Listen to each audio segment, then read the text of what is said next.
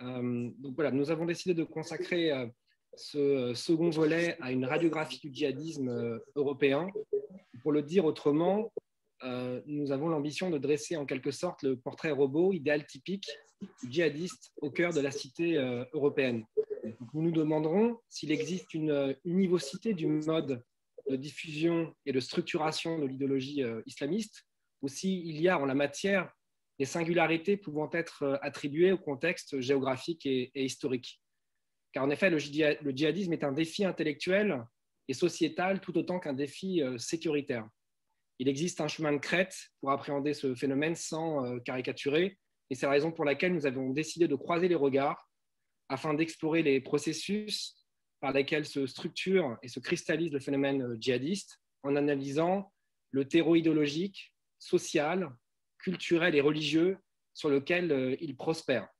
Donc pour ce faire, nous avons sollicité le concours des meilleurs experts du sujet, des experts français, britanniques, allemands, hollandais, belges et israéliens, à qui nous avons demandé de nous aider à mieux comprendre le terrorisme djihadiste afin d'en anticiper les futurs développements. Car la destruction, appelée plutôt du territoire physique du califat et l'élimination de son chef n'ont pas fait disparaître la menace, qu'elle soit d'ailleurs endogène ou exogène. Et on assiste, comme ça a été dit, à une reconfiguration du djihadisme qui se déplace géographiquement du Levant vers l'Europe, où il maintient son pouvoir d'attraction idéologique et où il s'est enraciné à travers la création d'écosystèmes militants. Donc ce second volet a pour ambition de dessiner les contours d'une géopolitique européenne du djihadisme, d'en identifier les centres historiques et les dynamiques. Il s'agit en somme de proposer un diagnostic global du phénomène, préalable, de mon point de vue, indispensable à la recherche d'éventuelles solutions. Alors, je vais rappeler juste les règles du jeu de ce panel. Donc nous avons, on fera donc 3 tours, 4 minutes pour le premier tour par intervenant, donc pour le premier tour de table, 3 minutes ensuite pour compléter donc, vos dires et surtout réagir éventuellement aux questions qui vous seront posées par le modérateur, donc Gauthier Rybinski, que je salue au passage, bien entendu, et enfin 2 minutes de conclusion. Donc, au terme de cette discussion, nous consacrerons 20 minutes à une session de questions-réponses avec les journalistes présents. Nous prendrons 5 ou 6 questions, des questions brèves, et je vous invite à y répondre de façon tout aussi brève.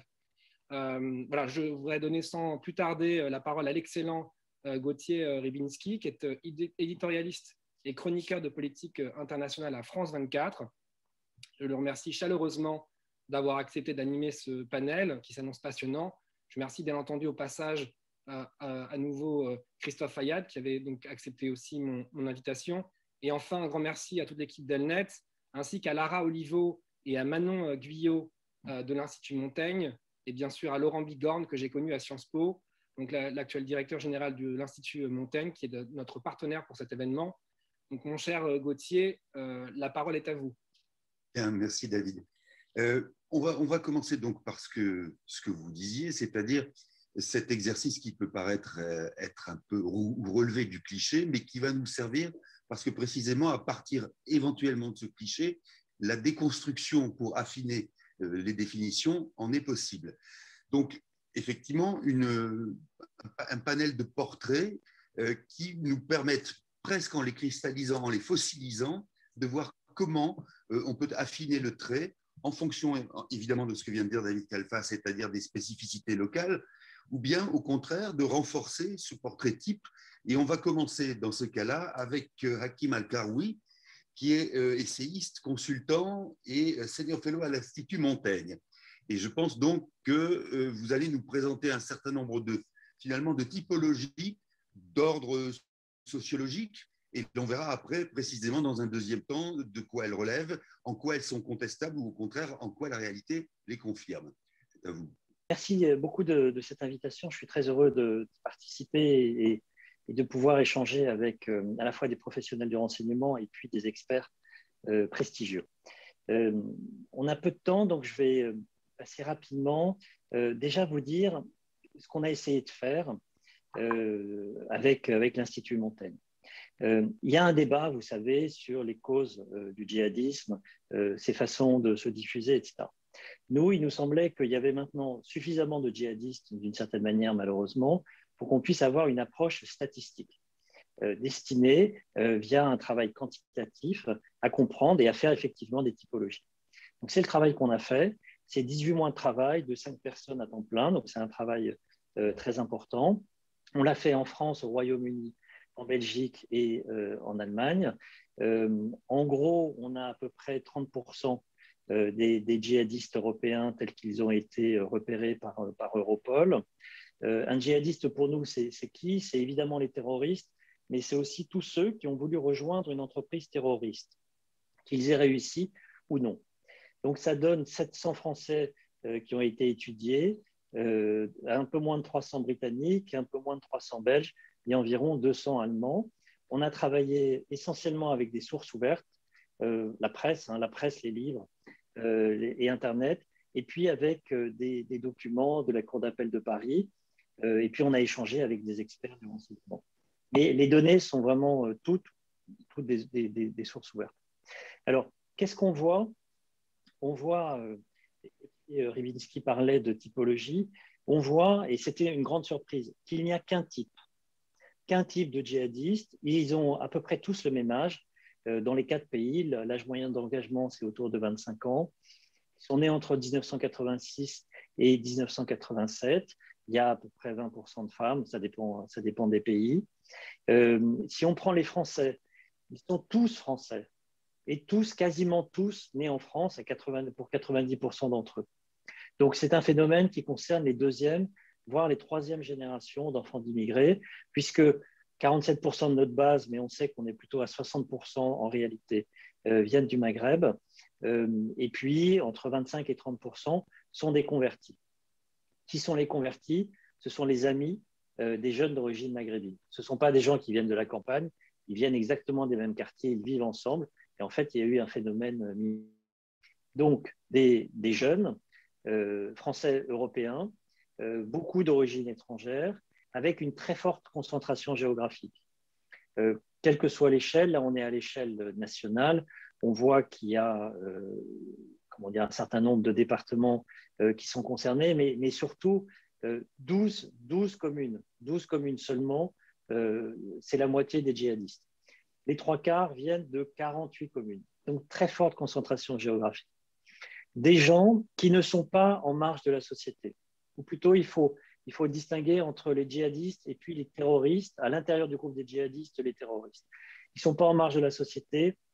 Il y en a un tiers qui ont une formation professionnelle, un quart qui ont une formation universitaire, un autre quart qui ont une formation de niveau lycée. On a un échantillon qui est petit, 218 sur les 700, on parle des Français, mais on est assez sûr de nos chiffres. Ils ont une insertion dans l'emploi qui est plus difficile, mais ce ne sont pas des marginaux. Quand on regarde la Belgique, l'Allemagne et la Grande-Bretagne, on voit qu'en Belgique et en Allemagne, on a à peu près le même phénomène, le même type de phénomène. Une très grande concentration géographique. Je passe sur les cartes, avec une grande différence, et je vais insister là-dessus, c'est le cas britannique. En Grande-Bretagne, on a la même concentration géographique, mais on a une grande différence sociologique. On a des gens qui sont de bien meilleurs niveaux intellectuels et social. On a des médecins, on a des ingénieurs, on a plus d'un tiers d'étudiants, c'est nettement plus que pour les 3 autres pays. La deuxième grande différence, c'est qu'ils viennent souvent de familles qui sont déjà ultra rigoristes, ce qui n'est pas le cas des Français, des Belges et des Allemands. Donc ça fait deux grandes différences. Évidemment, ils ne viennent pas des mêmes zones géographiques.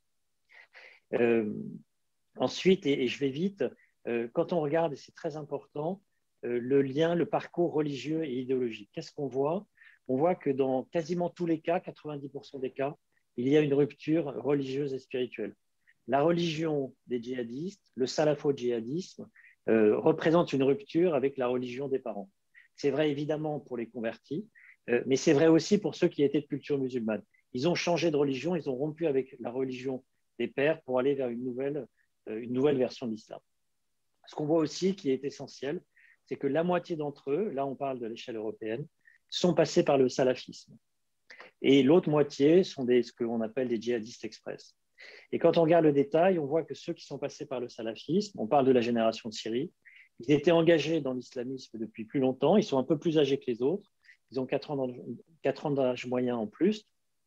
Ils se sont engagés dans le salafisme autour des années 2007, alors que les autres se sont engagés plutôt en 2012. Et entre 2007 et 2011, ils ont travaillé.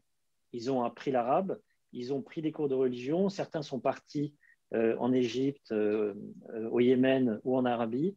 Et ce sont eux qui sont aussi partis les premiers en Syrie. Et ce sont eux, qui sont devenus les cadres français et européens de l'État islamique. Et puis, il y a eu une deuxième vague, juste après, avec des gens plus jeunes, moins bien formés, qui ont servi de troupes, d'une certaine manière, à l'État islamique. Et c'est eux qui ont été hameçonnés via les réseaux sociaux, etc.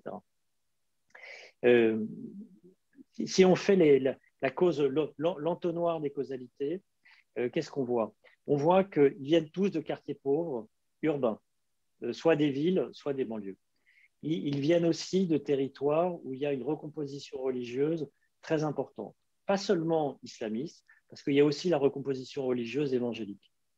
Ils viennent, troisième critère, de citer où il y a des réseaux islamistes depuis longtemps, le Tablir depuis les années 80, les frères musulmans les années 90, les salafistes qui sont arrivés aux années 2000. Et puis, c'est essentiel, il y a toujours un recruteur. Et ce recruteur, c'est d'abord une personne physique qui, à l'échelle de son petit quartier, de sa petite cité, est allé parler aux uns et aux autres en direct. Internet joue un rôle d'hameçonnage. Internet a créé un faisceau idéologique. Il y a pu y avoir des contacts via Internet, mais il y a toujours à la fin une personne physique. Et puis peut-être pour finir ces 4 minutes, une remise en perspective. Elles sont déjà finies. Elles sont finies, je vais vite. Une remise en perspective. Début de décennie 2000-2010, l'entrée du salafisme en Europe, avec des petits groupes qui se forment. Un exemple en France, c'est celui de Toulouse, et de l'Ariège. Des allers-retours avec les théâtres en Irak et en Afghanistan, et finalement le choix d'actes violents en Europe. C'est Mohamed Merah. Ensuite, deuxième phase, la parenthèse syrienne, l'appel d'air syrien, qui multiplie par 10 le nombre de djihadistes potentiels. Et puis maintenant que cette phase se referme, un sujet qui est où est-ce que va être la nouvelle vague? Et la nouvelle vague, il y a des chances malheureusement qu'elle ait lieu. Le scénario du djihad idéologique avec la salafisation des esprits et d'un certain nombre de territoires. Et puis un autre scénario armé avec des groupes armés, non pas commandés de Syrie, mais commandés à partir d'Europe. Merci beaucoup, merci Hakim El Karoui. On va passer la parole maintenant à Boaz Ganor, qui est fondateur et directeur exécutif de l'Institut international de lutte contre le terrorisme et au centre, aussi ancien doyen au centre interdisciplinaire de Herzliya. Est-ce que vous m'entendez, monsieur Ganor? Yes, I do, and thank you very much, Oui, je vous entends et vous remercie infiniment, Gauthier Rybinski, de m'accueillir. Je sais que l'heure tourne. Sans plus tarder, je vais commencer. Ça va me prendre un petit peu plus de 4 minutes.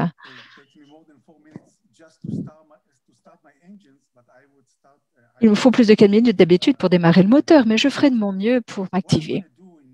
Voilà ce que je souhaite faire. Je vais m'exprimer de façon très laconique, sous forme de puce, et j'aimerais aborder la typologie du djihadisme et du terrorisme djihadiste en Europe notamment, mais parallèlement, j'aimerais dire quelques mots concernant les tendances actuelles et futures du terrorisme en Europe. Alors, pour commencer, quelle est ma compréhension générique des auteurs d'actes terroristes? Donc, une typologie composée de 3 types de profils. Premier type de profil, vous avez les loups solitaires. Les loups solitaires qui opèrent seuls. Ce sont des individus qui se sont radicalisés, soit tout seuls, en ligne, ou soit en communiquant avec d'autres personnes. Et une fois qu'ils sont suffisamment radicalisés, ils décident de passer à l'acte. Ils décident de commettre un attentat terroriste. Alors, quel est le dénominateur commun de ces attaquants individuels, de ces loups solitaires? C'est qu'ils n'ont pas de lien opérationnel à une quelconque organisation terroriste. Dans la plupart des cas, ils sont inspirés par ces organisations, qu'il s'agisse d'Al-Qaïda ou de l'État islamique. Ils sont inspirés, ils puisent les inspirations dans ces organisations, mais ils n'ont pas de lien opérationnel et ne reçoivent pas de soutien de l'organisation. C'est le premier type de profil. Deuxièmement, les réseaux locaux indépendants. Vous avez un groupe de loups solitaires, d'attaquants individuels. Alors, généralement, c'est un noyau familial. Ils sont cousins, ils sont frères, etc. Ou alors, ce sont des amis très proches. C'est un groupe de pairs qui se sont radicalisés au même moment. Et ensemble, ils décident de passer à l'acte, de commettre un attentat terroriste. Généralement, c'est un petit groupe, 2, 3, 4, 5, 6, 7 maximum. Mais encore une fois, ils puisent leur inspiration auprès d'organisations terroristes, mais n'ont pas de lien opérationnel avec ces organisations, tout comme le premier cas de figure. Or, troisième profil, ça c'est autre chose. Je parle ici de terrorisme organisé, d'attentats organisés.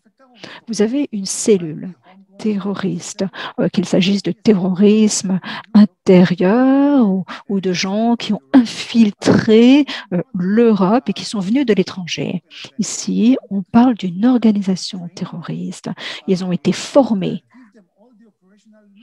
Ils ont tout ce dont ils ont besoin opérationnellement, des documents, des contrefaçons, des armes, etc. Ils ont tout ce dont ils ont besoin du point de vue opérationnel. Alors, du point de vue pratique, voici les trois types de profils. Alors, quelques mots concernant les tendances, et ensuite je conclurai, de peur que vous me sanctionnez. Alors, qu'est-ce qu'on constate depuis quelques années? Il y a eu quelques cas de terrorisme et malheureusement, il y a eu des victimes, que ce soit en Europe ou dans le reste du monde, mais de manière générale, le terrorisme a été impacté par le coronavirus. Et c'est logique parce que à cause du confinement, il y a moins de rassemblements de foule et puis il y a moins donc de cibles pour les terroristes. Et il y a beaucoup plus de suivi, de surveillance. Donc, le terrorisme en a pris un coup. Ça ne veut pas dire qu'il faut se reposer sur nos lauriers et se dire que la menace a disparu. Absolument pas. Lorsque la pandémie sera terminée, moi, je m'attends à une recrudescence d'attaques émanant de loups solitaires ou de réseaux locaux indépendants, mais également d'attentats émanant d'organismes terroristes, de terroristes organisés. Alors que l'on parle de salafistes, de djihadistes, de salafo-djihadistes, moi, je m'attends à une recrudescence de ces attentats, des attentats notamment émanant de la communauté chiite, visant les États-Unis, visant l'Israël, que ce soit des milices Hezbollah et leur activation de ces différents mouvements dans le monde entier, notamment en Inde et également en Europe. On l'a vu en 2013 en Chypre. Il s'agit là de terrorisme parrainé par les États. Et je m'arrête là. Bien, merci beaucoup, Boaz Ganor. On va continuer ce premier tour de table en donnant la parole à Anne-Clémentine Larocque, qui est historienne, spécialiste de l'islamisme, analyste spécialisée au ministre de la Justice, adjointe en quelque sorte, d'une certaine façon, au ministère de la Justice. Est-ce que vous m'entendez, Madame Larocque? Oui, très bien. Très bien. C'est à vous donc pour une présentation de l'angle particulier que vous avez choisi. Je vous remercie beaucoup et je remercie Elnett de m'avoir conviée. Alors, il y a 3 jours, on commémorait tristement les attentats, vous savez, de l'école Zoratora à Toulouse et Montauban. Et effectivement, on s'est posé une question au niveau de la justice antiterroriste, c'est de savoir comment est-ce qu'avait évolué la politique pénale, en fait, antiterroriste française depuis les attentats de Mohamed Merah. Souvenez-vous, on avait cru à l'époque, en mars 2012, que ces attentats, en fait, étaient l'œuvre d'un loup solitaire, fameux loup solitaire, qui est une appellation utilisée par Al-Qaïda au départ, lion solitaire ou loup solitaire, pour effectivement demander un passage à l'acte à des individus qui sont isolés dans des territoires de koufars, donc de mécréants. Et sans le savoir, effectivement, l'appellation médiatique de loup solitaire avait eu pour, en fait, finalement, conséquence, constituer le fait que Mohamed Merah était seul. On s'est rendu compte, bien évidemment, par la suite, dans le cadre de l'enquête, au moment du procès, ce n'était évidemment pas le cas, puisqu'il était relié à toute une filière, la filière toulousaine, qui est allée chercher sa recommandation au Waziristan pakistanais et qui avait agi donc avec évidemment une cause qu'il défendait. En France, la politique pénale antiterroriste a évolué donc en fonction en fait des événements politiques et géopolitiques, puisque elle a dû adapter, on a dû adapter de toute façon depuis 2012 ce qu'on appelle l'AMT, qui avait été créée en 1996, l'association malfaiteurs terroristes. Cette qualification en fait est une spécificité française qui n'existe pas dans les autres pays européens, ce qui peut donner un lieu à débat, et qui a été donc déclinée dans sa dimension délictuelle ou criminelle. Et c'est vrai qu'à partir de 1996, donc après les attentats du GIA algérien en France, on a voulu faire évoluer effectivement cette qualification. Après Merah, on crée 2 ans plus tard, en 2014, l'entreprise individuelle terroriste, qui ne correspond pas véritablement à de nombreux cas en France. Même s'il y a des passages à l'acte, bien sûr, individuels, ils sont aussi reliés, on l'a dit, à une idéologie, à des mouvances strictement identifiées. Donc, c'est assez intéressant de se poser cette question de l'évolution, finalement, de notre politique pénale par rapport à ce qui se passe dans la réalité et par rapport à ce qui se passe au niveau des attaques. Ce qui est intéressant aussi, ayant assisté au procès Merah dans sa première instance, on avait eu du mal, en fait, à véritablement faire coller à Abdelkader Merah, donc qui était le frère de Mohamed Merah, la complicité de son acte terroriste. Et cette difficulté était liée au fait que, pour qualifier, par exemple, qualifier les faits et les méfaits des idéologues, de ceux qui sont justement aux manettes idéologiques, c'est très compliqué parce qu'on n'a pas forcément de preuves. Et ça, c'est quelque chose que je voudrais souligner ici aujourd'hui. C'est-à-dire que l'islamisme et le terrorisme islamiste est évidemment fondé sur des supports qui sont illégaux, avec des attentats terroristes, mais aussi sur un maillage islamiste qui, en France ou en Europe, est légal. C'est-à-dire qu'il s'appuie sur des structures qui sont légales. Tout à l'heure, M. Selen parlait effectivement des dispositifs salafistes. On a des structures qui, effectivement, finalement, permettent de nourrir le discours anti-républicain, anti-français, et qui vont aussi permettre de nourrir un discours salafiste, voire salafo-djihadiste.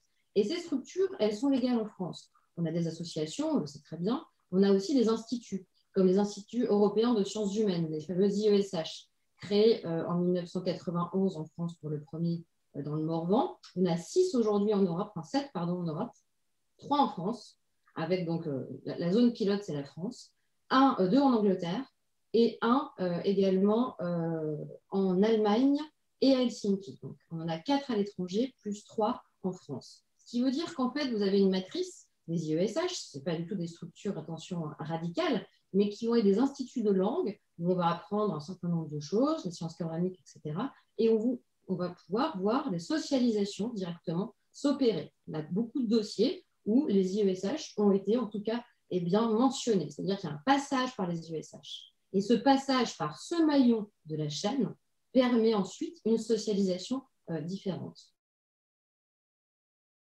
Également, un dernier point, comme ça je serai brève, c'est aussi, dans la logique de ce que je viens de dire, de faire le lien justement, encore une fois, avec une nouvelle visibilité depuis septembre 2020 en France entre l'islamisme et le djihadisme. à savoir que les attentats que vous avez vus, donc rue Nicolas Appert ou l'attentat très médiatique de Samuel Paty, ont pu montrer une chose, c'est qu'on avait véritablement maintenant aujourd'hui aussi des liens entre le djihadiste qui va tuer pour venger le prophète et un certain nombre d'acteurs qui vont aussi œuvrer sur les réseaux sociaux, par exemple, ou qui vont œuvrer aussi dans leur domaine d'activisme à perpétrer ce type d'actes. C'est-à-dire qu'on a plusieurs niveaux maintenant qui se mettent à se joindre. Et la dernière dimension, je me trouve, qui explicite ça et qui illustre ça, c'est la dimension en fait internationale. Quand vous voyez qu'après le discours du président pour justement défendre la politique de Charlie Hebdo, en tout cas le droit d'existence des caricatures de Charlie Hebdo, un certain nombre d'acteurs internationaux légaux, comme le président turc ou autres, vont justement aller dans le sens des organisations terroristes, pas pour être terroristes, mais pour justement dire que, effectivement, il y a une attaque envers l'islam. Donc, on a vraiment une jointure qui est en train de s'élaborer à titre politique entre le discours islamiste et le discours djihadiste. Voilà. Merci Anne-Clémentine Larocque. On continue le tour avec maintenant Serhan de Leijden des Pays-Bas, qui est historienne, spécialiste du djihadisme au féminin. C'est précisément de la spécificité de l'engagement féminin auprès des djihadistes que l'on va parler et tenter de résoudre une question mystère qui est en quoi des femmes peuvent-elles finalement volontairement se soumettre à une règle et à une religion qui, de fait, les relègue à la deuxième place, voire plus loin. Serhan de Leijden, vous m'entendez? Yes, I can hear you quite clearly. Bien. Can you hear me? Oui, je vous entends. Vous pouvez m'entendre aussi. Great. Thank you very much. Merci beaucoup. Merci de l'invitation. C'est un honneur d'être parmi vous aujourd'hui. Je travaille particulièrement sur l'aspect féminin de cette violence. Et j'ai travaillé sur les femmes néerlandaises qui soutiennent ou qui rejoignent Daesh. Depuis les Pays-Bas, une centaine de femmes ont rejoint le califat. Leur arrière-plan démographique sont différents. Il est impossible de faire des généralisations de ce point de vue. Toutefois, avec un âge moyen de 20 ans, les femmes sont plutôt jeunes par rapport aux chiffres donnés par M. El-Karoui sur d'autres pays en Europe. Un nombre important de ces femmes étaient binationales, principalement marocaines.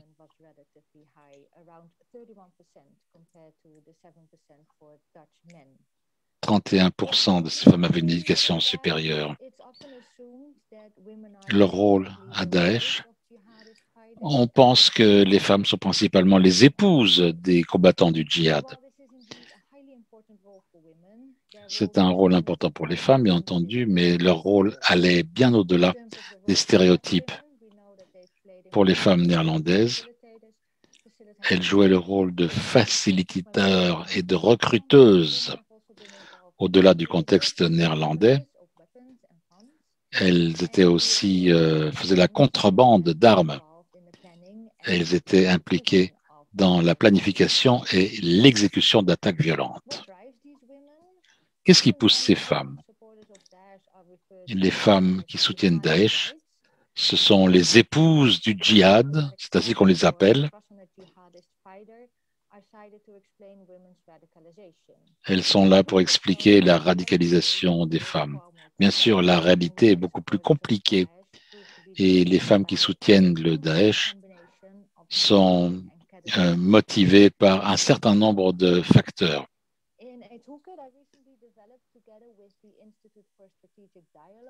C'est un concept institué par l'Institut pour le dialogue stratégique. Nous avons mis l'accent sur les études au Royaume-Uni aussi et aux Pays-Bas.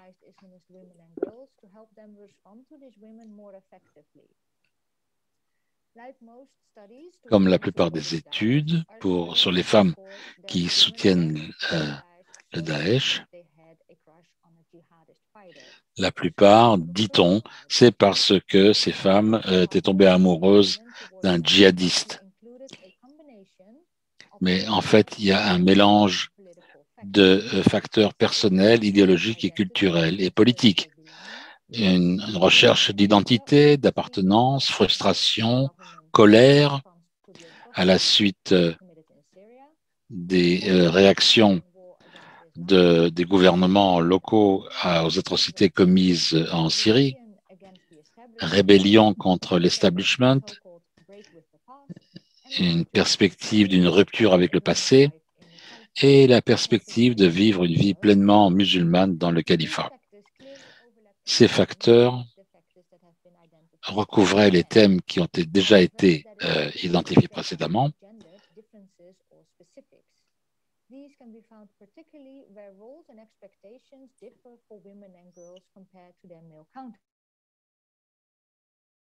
Dans les motivations des femmes et de celles des hommes. Certaines des femmes se sentaient marginalisées, frustrées par les tendances à la responsabilisation des femmes dans le monde occidental qui laissaient peu de place à la vie religieuse et à la vie intérieure. Elles se sentaient protectrices de la Oumma. Dans certaines cultures, les femmes devaient faire plus dans la sphère familiale que les hommes. Les femmes se sentaient absolument écrasées par les tâches domestiques plutôt que de pouvoir vivre leur vie individuelle. Elles ont été attirées par Daesh parce qu'elles ont pensé qu'elles seraient respectées et qu'elles pourraient s'accomplir. Et elles pensaient pouvoir prendre contrôle de leur propre vie sur les questions du mariage, de l'éducation, du travail et de leur propre sexualité. Certaines femmes qui ont rejoint Daesh se considéraient libérées ou pensaient pouvoir prendre possession de leur propre vie.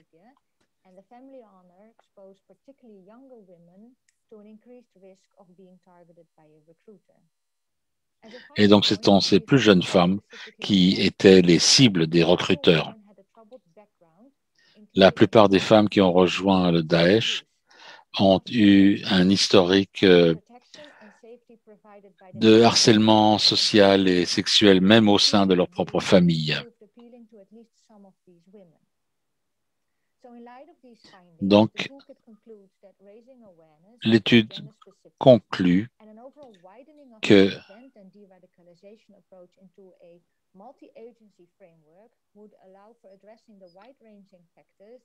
underlying women's radicalization, which may help in optimizing, prevent, intervention, and de-radicalization programming.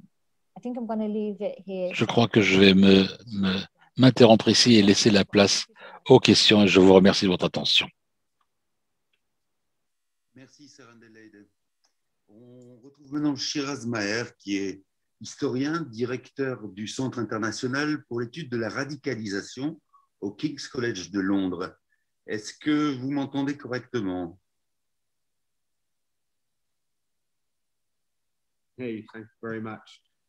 Merci beaucoup. Je voudrais remercier Elnet de m'avoir invité. Je vais qualifier ces remarques. Il faut parler de la journée, de ce qui se passe actuellement.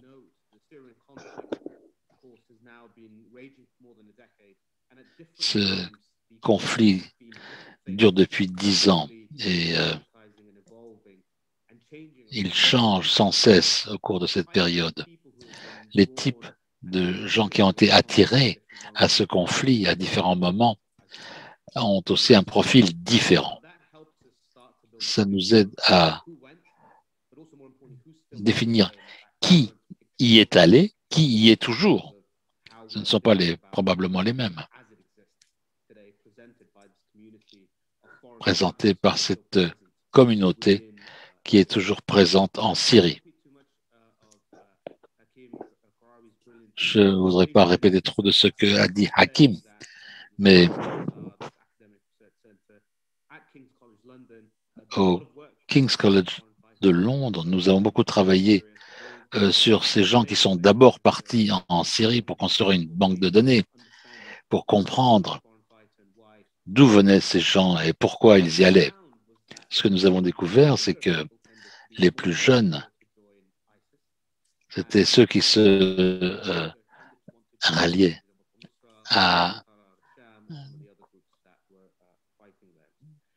l'État islamique. Les plus âgés rejoignaient d'autres groupes que l'État islamique.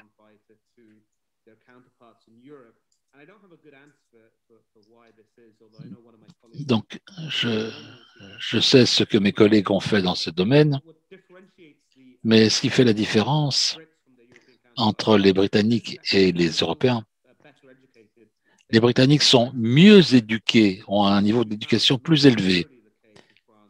Ce n'était pas tout à fait le cas en Allemagne, en Belgique ou en France. Et donc, il y a un aspect plutôt unique. Et ce qu'on a trouvé aussi, c'est que ils avaient vraiment un lien à ceux qui étaient déjà partis. Ce n'étaient pas des voyageurs isolés, en fait. On peut voir en termes de la consommation de la propagande de l'État islamique. Des dizaines de milliers de personnes consommaient cette propagande mise en place par l'État islamique, mais ça n'a mené qu'à un certain nombre réduit de départs. Et ces gens avaient véritablement des liens avec ceux qui étaient déjà partis.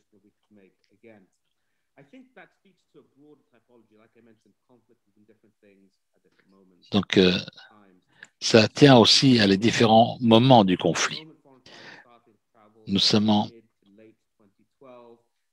à partir du milieu de 2012, il y a eu certains qui sont repartis, qui sont revenus.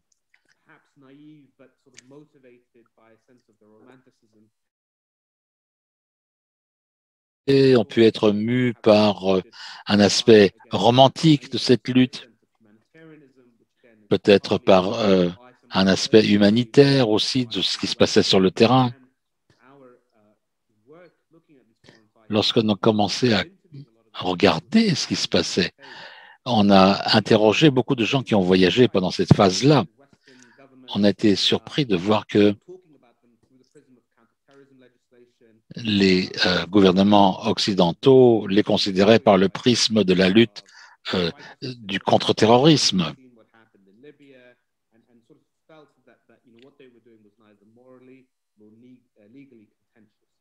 Et avaient trouvé d'une certaine manière que ce qu'ils faisaient n'était pas, comment dirais-je, négatif tant sur le plan moral que sur le plan légal. Certains pensaient que c'était un terrain d'aventure et qu'il pourrait avoir une certaine forme, comment dirais-je, de tourisme violent. Certains avaient un historique de criminalité à domicile. Peut-être que le fait de s'engager dans le djihad serait, comment dirais-je, une expiation de leurs crimes passés. La chose la plus importante, c'est quelqu'un qui était motivé par un sentiment idéologique du djihad et l'obligation d'aller se battre en faveur de la cause de l'État islamique. Et ceux qui ont vu Abu Bakr el-Baghdadi à Bagdad ont dit oui, c'est exactement ça. C'est ça qui les a motivés et qui les a amenés à y aller.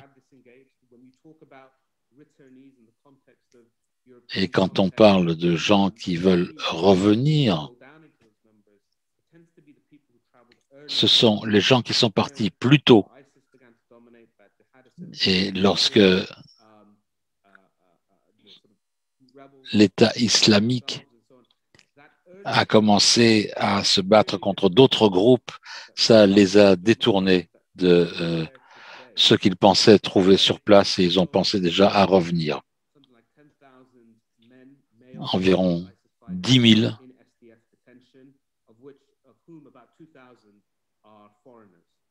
et 2 000 sont des étrangers.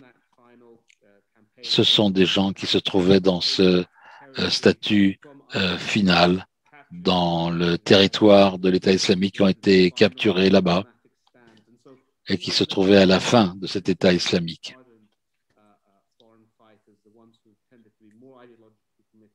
Ce sont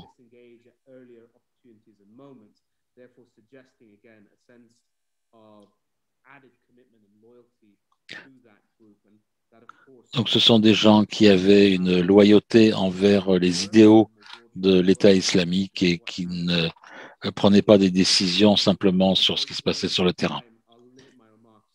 Donc, je vais me contenter de cela et je reviendrai plus en avant au cours de cette émission. Merci. Merci, M. Maher. Merci beaucoup. Est-ce que nous allons passer donc en Allemagne avec Peter Neumann, qui est professeur d'études sécuritaires au département des études de guerre du King's College, également à Londres. Est-ce que vous m'entendez, M. Neumann? Oui, merci beaucoup. Merci beaucoup, c'est à vous. Oui, and I apologize for not... Désolé, je ne fais pas ma présentation en français, mais bien sûr, je remercie Elnet et l'Institut Montaigne de m'avoir invité à cette conférence extrêmement importante. Comme Silan Senan en a dit tellement sur la situation en Allemagne, ce qu'il faut ajouter, c'est que le premier point, c'est les prisons. Tout comme en France, beaucoup de gens en Allemagne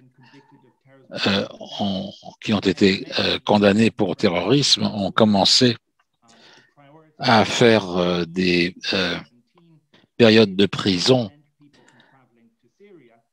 à 17-18 ans parce qu'ils étaient déjà emprisonnés pour éviter qu'ils partent en Syrie.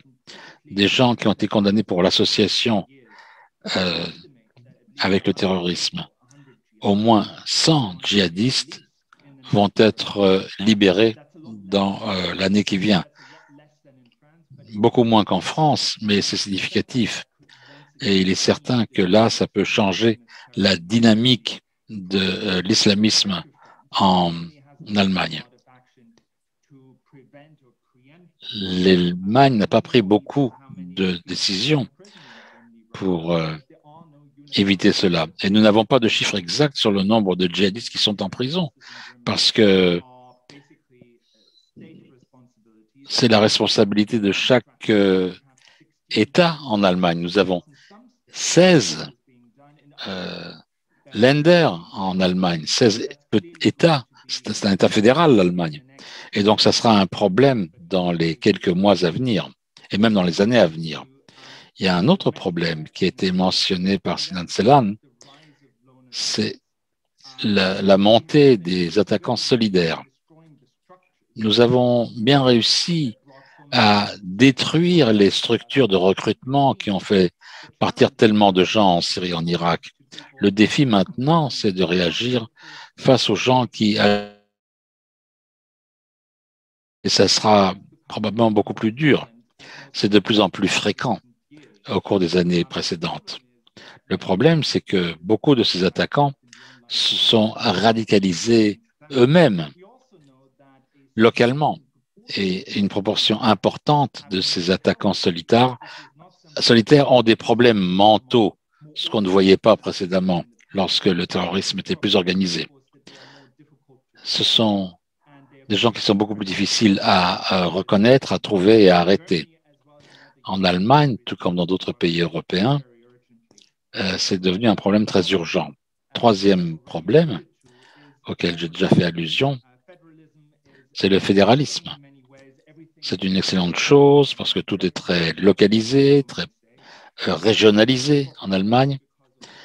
On peut reconnaître les problèmes plus tôt parce que les gouvernements sont plus proches du peuple, mais tous les problèmes qui ont été soulevés à l'échelle européenne, l'échange de l'information, la coordination des actions, existent aussi au niveau allemand, avec un manque de banques de données, un manque de coopération. Par exemple, en 2016, l'attaquant du marché de Noël de Berlin, c'est qu'il a parfaitement joué sur ce que le système lui proposait. Il a vécu dans un land et il a attaqué dans un autre land, donc où il était totalement inconnu. Donc, qui était responsable à ce moment-là de sa surveillance?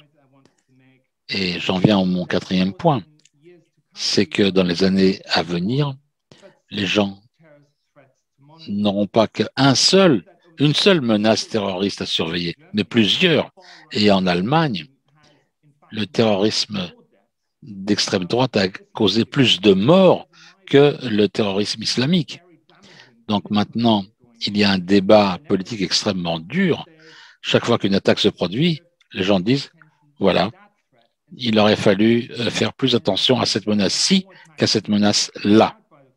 Et lorsqu'il y aura plus d'attaques menées par l'extrême droite, on fera plus attention aux attaques d'extrême droite et on fera moins attention à la menace islamiste.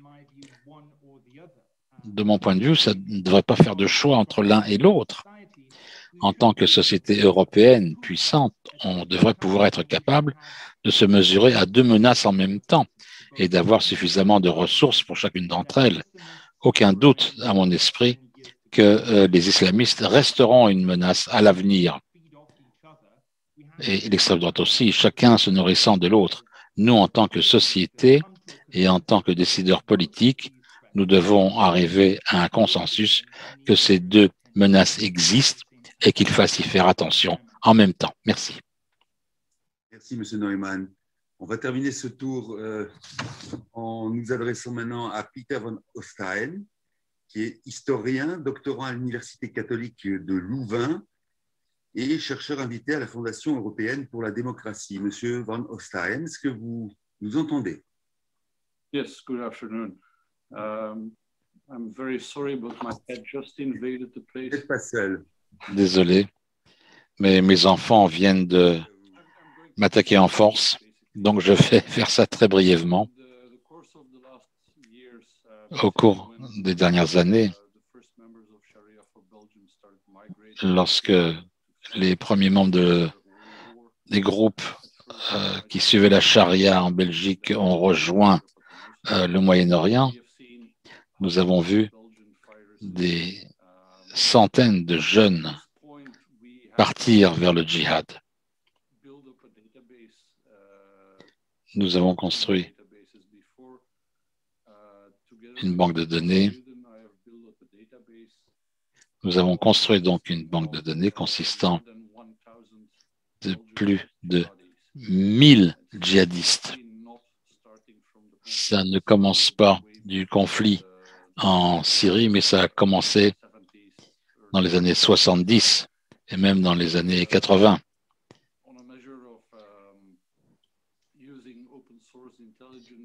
L'utilisation de renseignements ouverts dont le contenu est disponible, nous avons pu construire cette base de données. Si on considère le nombre de cas en Belgique, ils sont extrêmement élevés. En 2016, parlant du nombre de cas de terrorisme, généralement, pas simplement en Belgique,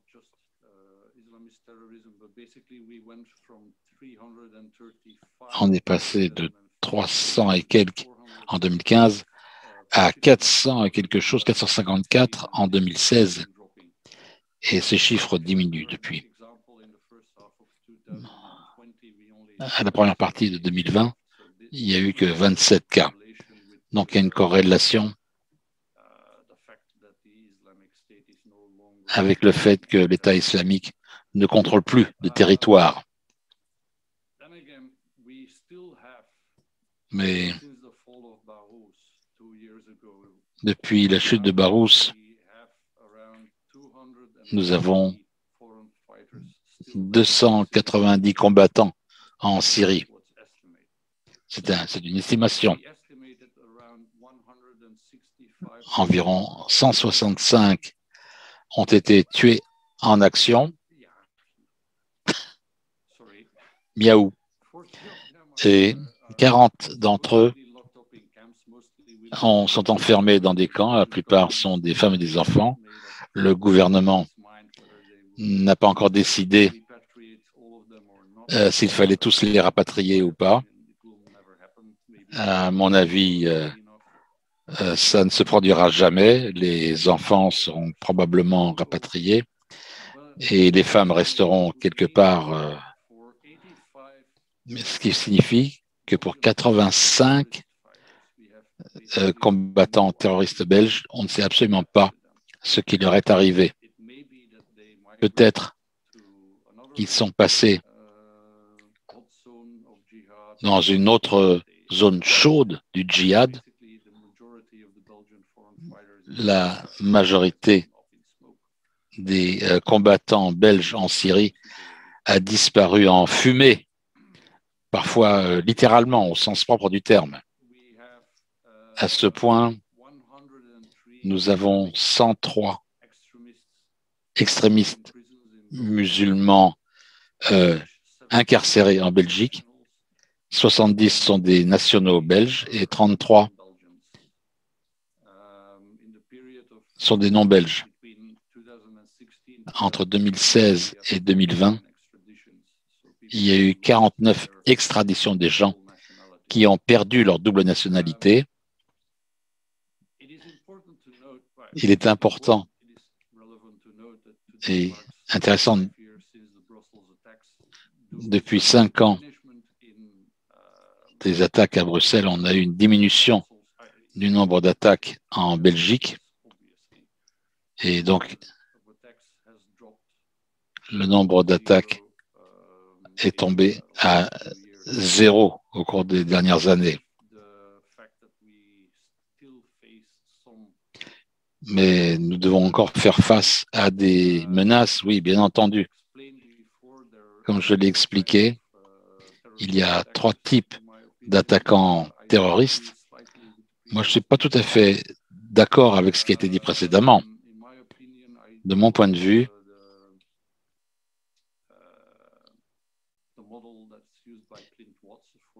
j'utilise le modèle du FBI. Je ne crois pas à cette notion de loup solitaire. Ces gens sont inspirés par l'Internet ou inspirés par des prédicateurs islamistes qui sont directement dirigés par des membres de l'État islamique. Les attaques de Rachid Kassim en 2016 en France, c'était le cas. Et on a vu ce qui s'est passé récemment en France, à travers l'Europe. Ce sont des aspects dans lesquels on va rentrer un peu plus en avant ultérieurement. Est-ce que vous voulez conclure votre présentation d'une phrase pour qu'on puisse ensuite dérouler le reste de la séance? Yes, obviously. So basically, what I do believe is at this Absolument.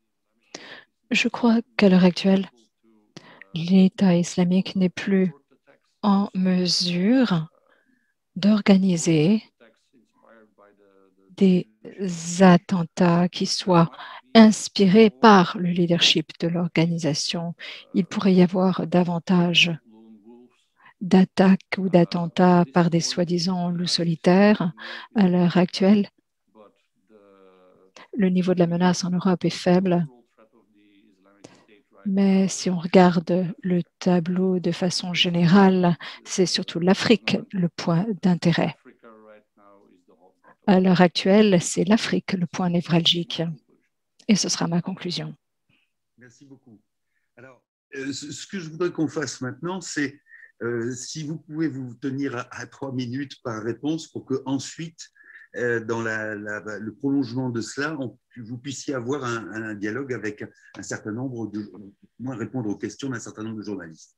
Moi, j'ai relevé une chose, alors je vais commencer comme on a fait tout à l'heure, et puis vous allez me dire comment ça s'articule pour vous, mais j'ai relevé une chose dans ce que disait M. El-Karoui tout à l'heure, sur finalement la différence qu'il peut y avoir entre des origines de ces djihadistes, origines qui sont, disiez-vous, qui viennent de quartiers pauvres, avec une émancipation sociale qui, elle, semble contradictoire. Autrement dit, ce n'est pas parce que on vient d'un quartier pauvre ou qu'on est dans une situation de précarité sociale qu'on aboutit au terrorisme, et l'inverse est vrai, c'est-à-dire qu'il y a finalement un non-continuum entre une origine qui est plutôt pauvre et une émancipation sociale. Et vous disiez tout à l'heure que la majorité n'était pas issue ou n'était pas dans des situations socio-économiques précaires.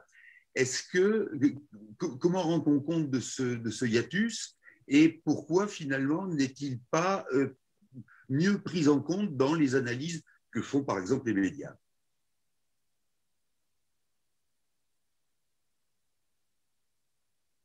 Merci. Probablement parce que ce n'est pas un hiatus, les djihadistes ne sont pas des paumés. Et il faut distinguer à l'intérieur de la catégorie des djihadistes, les djihadistes et les terroristes, c'est-à-dire ceux qui sont passés à l'acte violent, ultra-violent. Ce n'est pas exactement les mêmes. Les terroristes ont des spécificités. Ils ont beaucoup plus de failles que les autres. Ils ont beaucoup plus souvent un casier judiciaire avec déjà de la violence que les autres. Et eux, à l'évidence, ils ont trouvé un support politique à une violence qui préexistait. Mais quand on regarde l'ensemble des djihadistes, et c'est ça qui est intéressant, on se rend compte qu'en fait, ce sont plutôt des jeunes comme les autres, des jeunes des quartiers populaires, avec les problématiques des jeunes des quartiers populaires, mais pas différents. Du coup, quand on essaye d'expliquer, vous savez, il y a des controverses, notamment en France, entre les chercheurs. Nous, ce qu'on a montré, c'est que tout le monde a raison. Farhad Khorsokavar parle de l'urbanisme djihadogène. Bah oui, ils viennent tous de quartiers populaires, métropolitains ou submétropolitains. On parle aussi, ça c'est François Burga qui dit, c'est la faute de l'Occident, de son comportement en Irak, en Afghanistan, etc. Oui, dans la revendication des djihadistes, il y a une dimension qui est anti-occidentale. Mais en fait, l'islamisme est anti-occidental depuis sa naissance au XVIIIe siècle en Inde. Puis ensuite, on a la fameuse islamisation de la radicalité ou radicalisation de l'islam. Enfin, il y a une radicalisation de l'islam à l'évidence. Et dans le marché de la radicalité, il y a pour les jeunes des quartiers populaires, notamment d'origine immigrée, il y a l'islamisme et le djihadisme. Mais tout ça, ça montre qu'il y a un emboîtement de phénomènes et de facteurs. Il faut tous les avoir. Et ne jamais oublier le facteur qui est déclenchant, qui est le recruteur. Parce que sans recruteur, il n'y a pas de djihadiste. Merci. Bien sûr, on va revenir, je pense, dans la série de questions ultérieures là-dessus, à cet affrontement qui peut paraître finalement un peu picrocolin, mais qui ne l'est pas tant que ça. On va voir M. Boaz Ganor sur la question du terrorisme chiite dont vous avez parlé tout à l'heure, et qui vous paraît beaucoup plus dangereux dans la mesure où il est soutenu et stipendié par des États. Est-ce que ça veut dire qu'il est, à votre avis, j'allais dire plus fédérateur et mieux équipé que peut l'être le terrorisme sunnite, ou bien est-ce qu'il y a une stricte séparation en fonction de ces deux obédiences?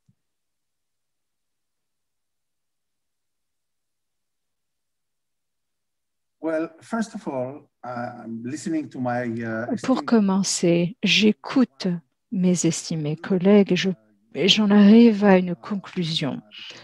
C'est la conclusion que l'on peut tirer des différentes interventions. Il s'agit là d'un phénomène extrêmement complexe, un complexe qui se matérialise de façon différente. Vous avez des loups solitaires, des nébuleuses, des réseaux locaux ou internationaux, etc. Donc, différentes modalités. Alors, pour revenir à votre question, je dirais que le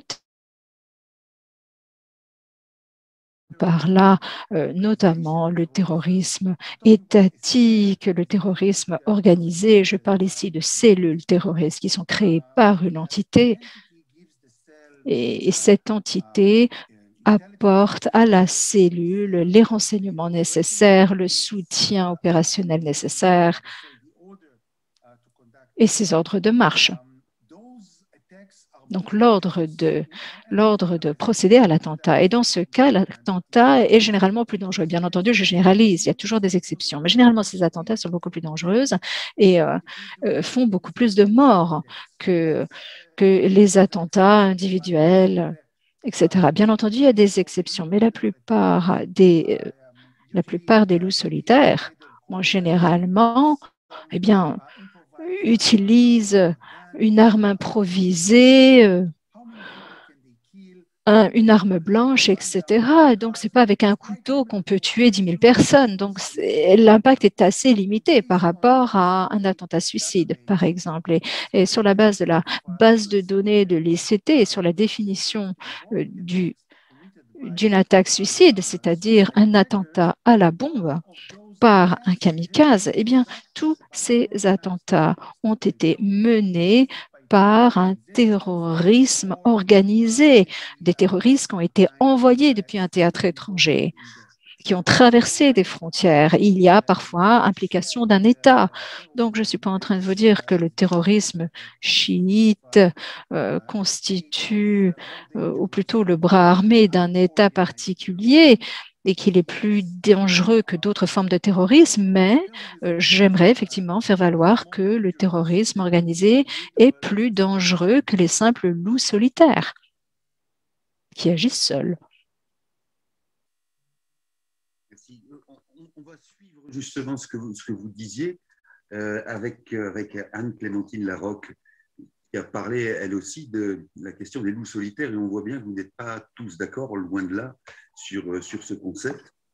Et Madame Larocque disait tout à l'heure qu'il y avait probablement un usage abusif de ce concept de loup solitaire. Manifestement, on continue pourtant à l'employer. Donc, pourquoi, dans quel intérêt a-t-on, que ce soit dans un tribunal ou que ce soit dans la population, qu'est-ce qu'il y a derrière l'emploi de ce concept de loup solitaire? Est-ce que c'est finalement quelque chose qui nous effraie plus, nous, population, ou bien est-ce que c'est quelque chose qui essaye de rendre compte de la réalité? À vous. Alors, je dirais que la terminologie a évolué encore une fois depuis les attentats de Mohamed Merah, puisque quand ça avait été utilisé, comme je disais tout à l'heure, notamment par le directeur de la DCRI de l'époque, M. Squarcini, qui avait justement qualifié Mohamed Merah de loup solitaire. Alors, il est revenu dessus au moment du procès Merah, en expliquant qu'effectivement, il manquait certains éléments du contexte. Et à ce moment-là, le but, selon moi, c'était de ne pas faire peur. C'est-à-dire de dire à la population, il n'y a pas de réseau, il y a une personne qui s'est radicalisée, on ne pensait pas que c'était l'islamiste au départ, ils ont pensé à l'ultra-droite, etc. Et effectivement, à partir de ce moment-là, le loup solitaire devient cet homme qui se radicalise seul, qui n'appartient à aucun réseau. Moi, là-dessus, encore une fois, il y a une qualification donc, qui a été créée en 2014, l'EIT, entreprise individuelle terroriste, pour essayer justement de cibler ce type d'individu.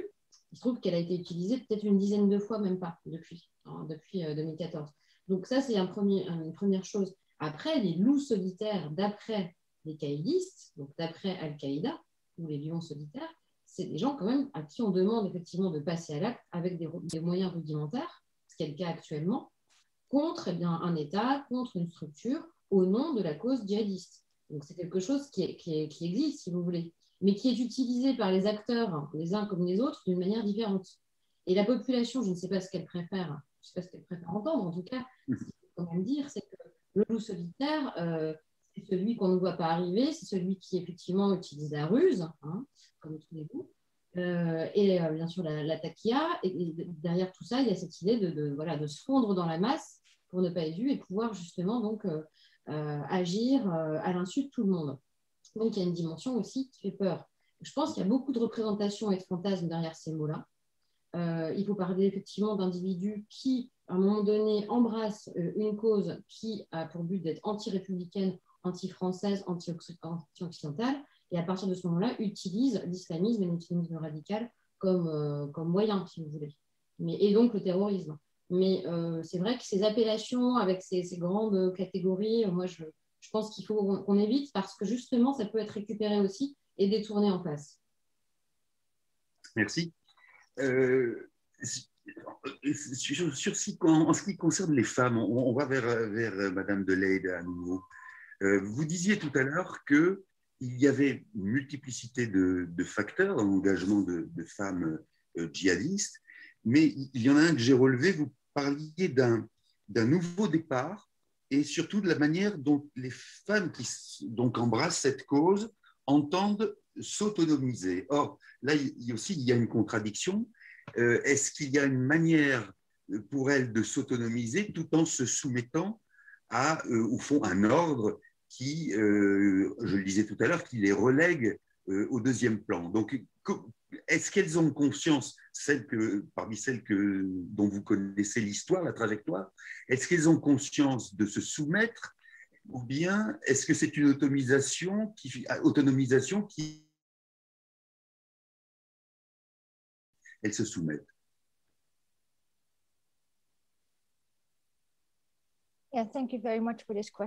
Merci infiniment de cette question. Je suis enchantée que vous l'ayez posée parce que tout à l'heure, j'ai un peu manqué de temps pour développer mon propos. C'est l'occasion.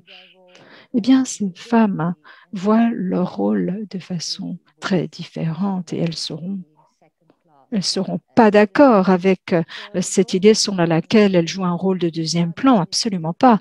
Le rôle que jouent les femmes dans le djihad, ou plutôt le djihad violent, est différent du rôle joué par les hommes, par leurs homologues masculins. Donc, du point de vue de la capacité opérationnelle, ce sont les hommes qui jouent ce rôle-là et les femmes viennent en appui. Elles élèvent les générations suivantes. Elles transmettent les valeurs. Elles sont là en capacité d'aider, de soutien, d'assistance. Et ce rôle est complémentaire du rôle masculin. On a vraiment une complémentarité entre hommes et femmes dans l'entreprise du djihad. On a besoin des deux pour que le djihad aboutisse.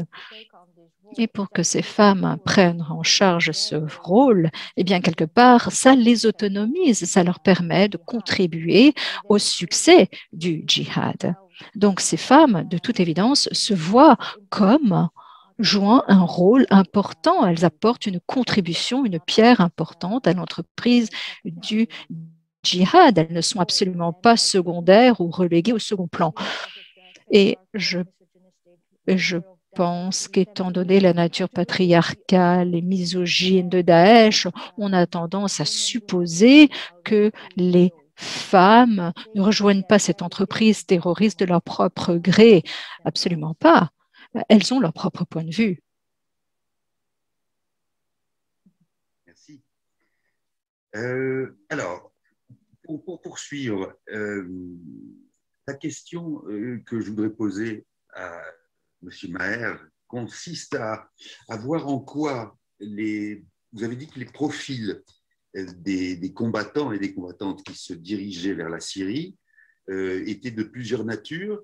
Et moi, je voulais savoir s'il y avait une correspondance entre les différentes époques de ce conflit, les tournants de ce conflit, et précisément l'évolution de ces profils. Autrement dit, est-ce qu'il y a quelque chose comme si les profils s'étaient adaptés à l'évolution du conflit, à la visibilité qu'on avait de ce conflit et à, j'allais dire, la nature du dénouement qu'on pouvait lui envisager.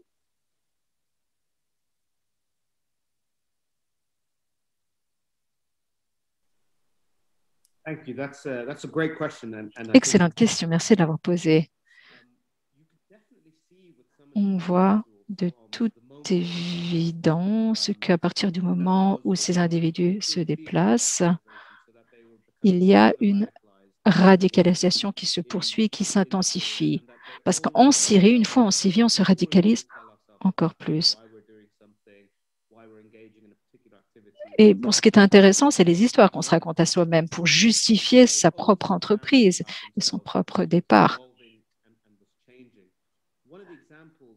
Un exemple.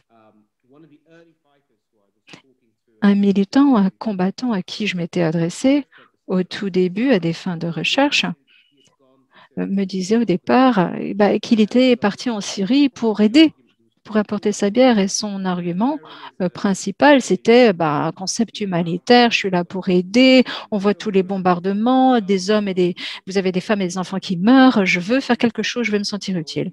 Et au fil du temps, cet individu qui rejoint l'État islamique, qui devient un acteur extrêmement actif, très engagé, très résolu, etc. Alors, on le sait bien, la population de Raqqa ne voulait pas de l'État islamique sur place. Et donc, je lui ai dit, OK, tu es là pour aider, mais la population ne veut pas de toi, ne veut pas de vous. Vous n'êtes pas les bienvenus à Raqqa. Il m'a dit, bon, on n'est pas là pour faire plaisir. Hein? On est là pour faire plaisir à Allah. Et donc, son propre narratif, sa propre histoire avait évolué pour justifier ses actions. Au départ, il est venu pour aider la population et maintenant, il les rejette et il trouve un autre prétexte.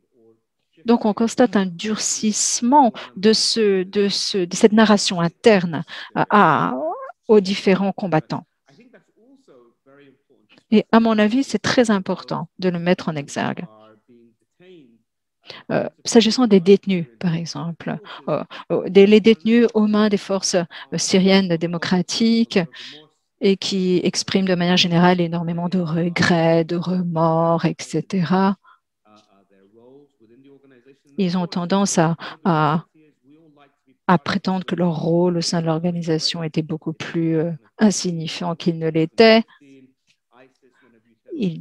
Ils disent que c'était 2014, c'était 2015, on entendait parler de l'État islamique à la télé, il y avait des parades partout, c'était un mouvement, il y avait un élan, j'ai voulu m'engager. Maintenant, l'État islamique a perdu tous ses territoires, l'État islamique est vaincu, c'est plus la même chose. Ils sont détenus, ils sont pétris d'incertitude, ils ont peur de se retrouver dans une situation encore pire. Donc, forcément, ils vont exprimer des remords. Et cette narration interne, va évoluer de nouveau en fonction de l'évolution des événements. Comment dire, on peut des remords, de ses regrets.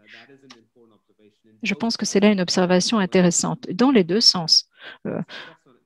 La narration, les propos sont différents en fonction du bon état de santé de l'EI, de l'État islamique. Donc, le groupe a été vaincu. Merci, M. Maher. Pour continuer, et ensuite on passera, donc on continue avec M. Neumann et M. Van Oosterloo, et on passera à une série de questions émanant de journalistes.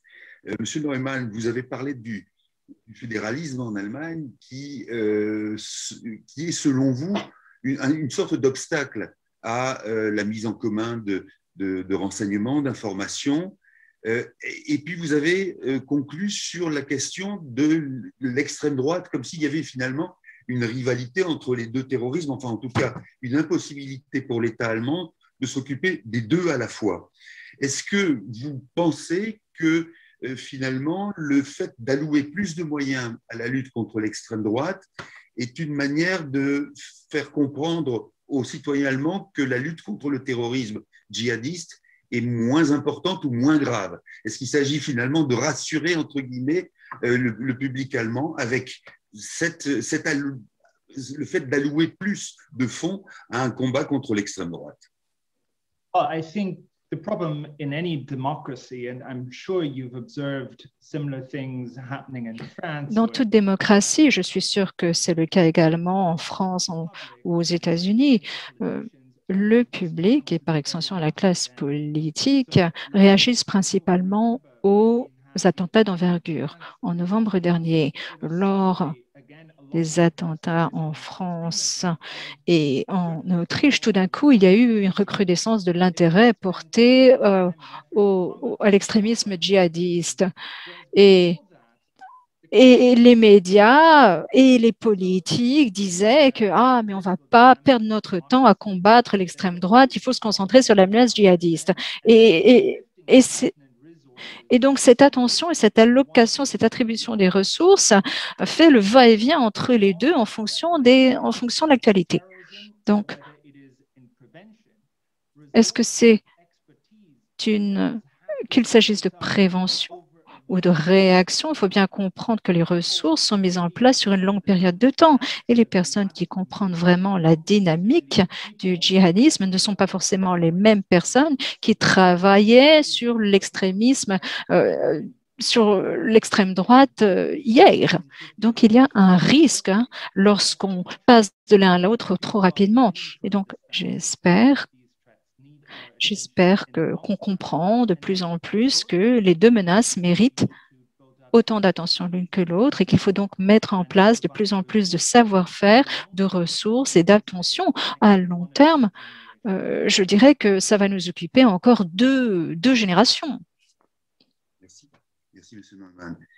Monsieur Van Ostarian, la question que je vais vous poser va nous conduire directement à la suite, c'est-à-dire à certaines questions de journalistes. Vous avez, d'ailleurs tous avaient évoqué plus ou moins la question donc, du rapatriement des djihadistes, de leurs femmes, de leurs enfants.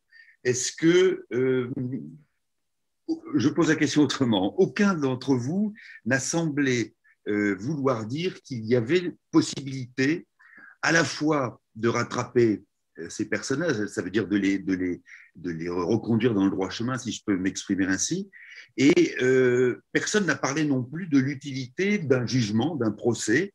Est-ce que ça veut dire que vous renoncez totalement ou est-ce que ça veut dire que vous pensez que, par exemple, dans ce qui concerne les enfants, les systèmes éducatifs des pays européens sont totalement inopérants pour les extirper finalement et les arracher à l'idéologie djihadiste? Autrement dit, j'en finis là, est-ce que finalement un enfant qui a été sous l'emprise djihadiste ne peut que reproduire des phénomènes et des schémas de type djihadiste? Well, basically, there is no consent between European countries on how to deal with people who might return from the camps. C'est vraiment une question difficile. Comme ceux qui reviennent de ces théâtres, les rapatriés, comment les gérer? Il n'y a pas de consensus. Le gouvernement belge, le gouvernement français ont des approches différentes. Dans certains cas, la mesure est couronnée du succès, mais ça n'est pas systématique. Si on se penche sur les chiffres actuels, on a au moins 40 personnes qui se sont échappées du camp de Baghouz depuis 2 ans. Et vous avez les conditions de vie dans ce camp sont catastrophiques. Ça a donné lieu à des émeutes, les gens s'échappent, c'est invivable.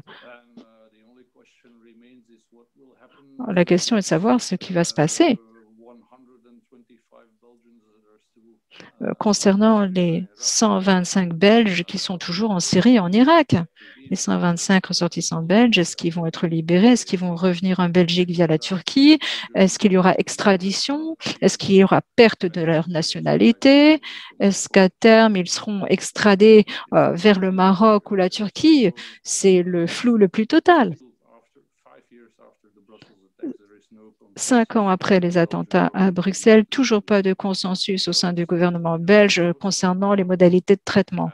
Donc, il est probable que, dans un avenir proche, nous serons face aux conséquences de ce flou le plus total. Alors, je ne dis pas que ces mêmes personnes referont d'autres attentats après être partis en Syrie ou en Irak, mais si on regarde les principaux recruteurs, le principal recruteur, par exemple, lorsqu'il a été libéré de prison, la première chose qu'il a dit aux médias, c'était quoi?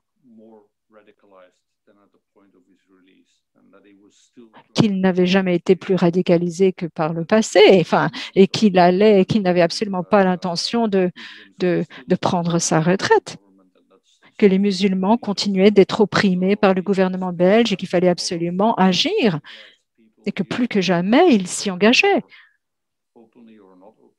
Et donc, vous avez des appels plus ou moins ouverts à une résistance contre le gouvernement belge. Je pense que c'est Shiraz qui l'a mentionné, l'extrême droite et l'extrême droite d'une part et l'islamiste d'autre part se nourrissent l'un l'autre d'une certaine façon. Et en Belgique, c'est quelque chose que l'on voit ouvertement. C'est le choc civilisationnel que l'État islamique a toujours souhaité. Vous êtes soit avec nous, soit contre nous. Et nous sommes coincés, pris en sandwich au milieu. Et donc, ce conflit ne peut que s'aggraver et va perdurer pendant très longtemps. Merci Peter Van Oosteyen. On va passer maintenant à cette série de questions. Je regarde le timing pour qu'on ne soit pas pris de court. Donc, il faudrait que ce soit assez court comme réponse pour qu'ensuite vous ayez chacun un mot de conclusion et qu'on soit dans les temps avant la suite du programme. Alors, il y a une première question qui émane de Xavier Frère, qui travaille à l'Est républicain, aux dernières nouvelles d'Alsace, également Progrès de Lyon. Enfin, c'est le groupe EBRA. Et c'est une question qui concerne probablement Peter Van Oosteyen, puisque dit, vous avez parlé en conclusion tout à l'heure de la nouvelle, entre guillemets, qui n'est pas si nouvelle que ça, mais de la région du théâtre d'action sahélien, africain et sahélien. Pour autant, dit-il, à ma connaissance, il n'y a pas eu d'attaque prévue contre le territoire européen. Est-ce que c'est quelque chose auquel il faut s'attendre? No, not really. Non, pas vraiment. Je dirais qu'en Afrique, l'insurrection reste localisée. En gros, inaudible. D'une part, ils créent un chaos, ils veulent s'en alimenter, ils veulent aggraver ce chaos pour en tirer bénéfice. C'est exactement ce qui se passe. Hier, on a constaté des attentats horribles au Mali. Et cette phase d'insurrection,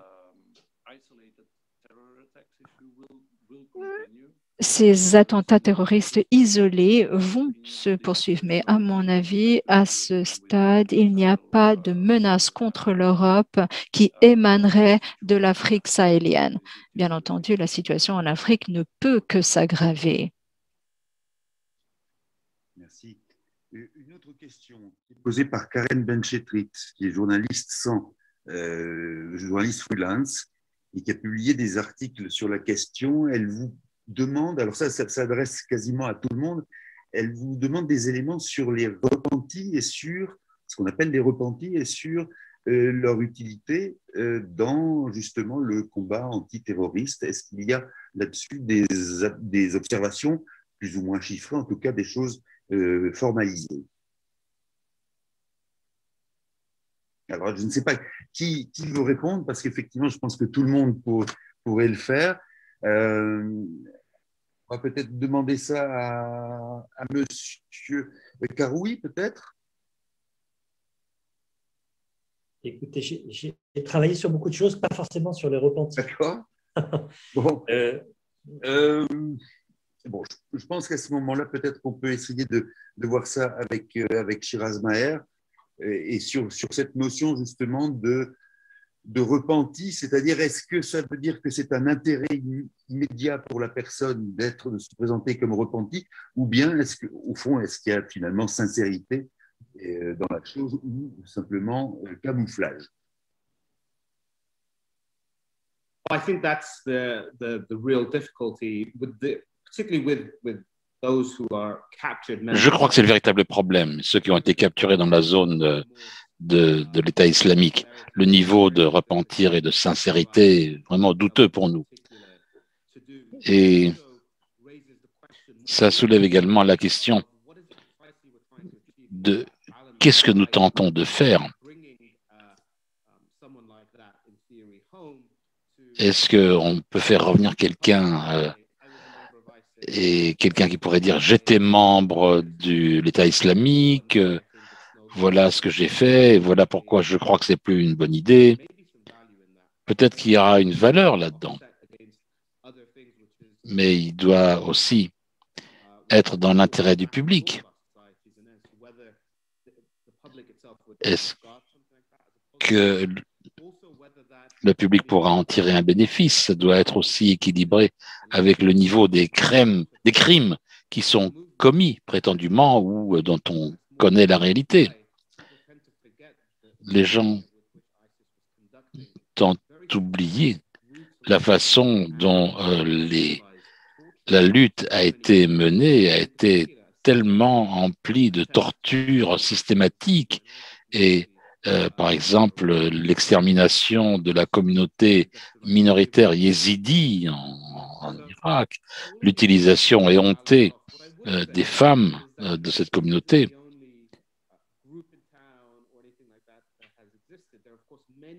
Il n'y a pas que l'État islamique qui soit le seul groupe en cause. Il y a beaucoup de groupes islamiques auxquels les gens ont adhéré au cours des 10-15 dernières années et qu'ils ont quittés. Donc, il y a déjà beaucoup de gens qui ont été impliqués avec des groupes djihadistes extrémistes et qui sont déjà revenus, qui ont de l'expérience, qui pourraient parler. Ou moi-même, qui étais membre d'une organisation islamiste de 2001 à 2005, je ne suis que l'un d'entre eux, mais nous sommes des non-violents, ce n'est pas la même chose. Merci, M. Maillard. Christophe Ayad, qui interrogeait tout à l'heure Laurent Nunez, a la parole pour une question. Oui, merci beaucoup. Je me permets deux courtes questions. L'une pour Anne-Clémentine Larocque. Est-ce qu'on fait avec un État ou un chef d'État, je pense à M. Erdogan, qui incite clairement à attaquer la France, mais pas à travers des moyens d'État, mais effectivement en réveillant des individus radicalisés, en attirant leur attention sur des cibles et en leur donnant quasiment un mot d'ordre. Ça, c'est ma première question. Ma deuxième question est plus pour Peter Neumann, et je pense à l'Allemagne, où il y a un terrorisme d'extrême droite extrêmement puissant et organisé. Est-ce qu'il est possible qu'à l'avenir, vous ayez une forme de confrontation directe entre extrémistes d'extrême droite et djihadistes visant à créer ce que les deux groupes attendent, c'est-à-dire des guerres civiles, puisqu'une guerre civile, enfin j'exagère un peu quand je dis le mot guerre civile, mais à créer un conflit qui force chacun à retourner dans son camp, c'est-à-dire les musulmans avec Daesh et les bons Allemands d'origine avec l'extrême droite allemande. Voilà, c'était mes deux questions. Je vous remercie. Merci. Je vais répondre. Oui. Pardon. Je vous en prie. D'accord, merci. Pour vous répondre, M. Ayad, sur Recep Tayyip Erdogan, effectivement, bon, il a complètement utilisé l'opportunité, si vous voulez, que la situation présentait fin octobre 2020. Il y avait déjà eu du grabuge, si je puis dire, médiatique entre lui et le président Macron, avec voilà, l'histoire de la mort cérébrale de l'OTAN, etc., qu'on avait pu noter un peu plus tôt dans l'année. Erdogan se place véritablement, il a très bien compris que l'islamisme au Moyen-Orient était aujourd'hui une manière de pouvoir exister sur le long terme et avec beaucoup d'efficacité. Donc, le fait de s'opposer directement au président Macron, d'annoncer des boycotts de produits français, de manifestement démontrer une véritable agressivité, il se dit qu'il peut prendre une part, c'est ce qu'il fait d'ailleurs en Libye, c'est ce qu'il fait en Syrie, c'est ce qu'il a fait même en projetant des mercenaires djihadistes au Haut-Karabakh, il prend le territoire. Hein. C'est comme ça que je vois les choses. Ça ne va pas être un calife comme Abu Bakr al-Baghdadi, Recep Tayyip Erdogan, c'est un régime autoritaire qui met en place et il utilise l'islamisme et l'islamisme turc notamment également pour pouvoir exister. On le voit en France, sur le territoire français, on n'en a pas parlé ou j'ai pas entendu, on n'a pas parlé de l'islamisme turc qui se développe au travers de deux associations importantes, c'est le Milli Görüş et la DİTİB. La DİTİB qui effectivement est le bras, je dirais, du soft power turc que Recep Tayyip Erdogan finance en Europe et dans l'Est français.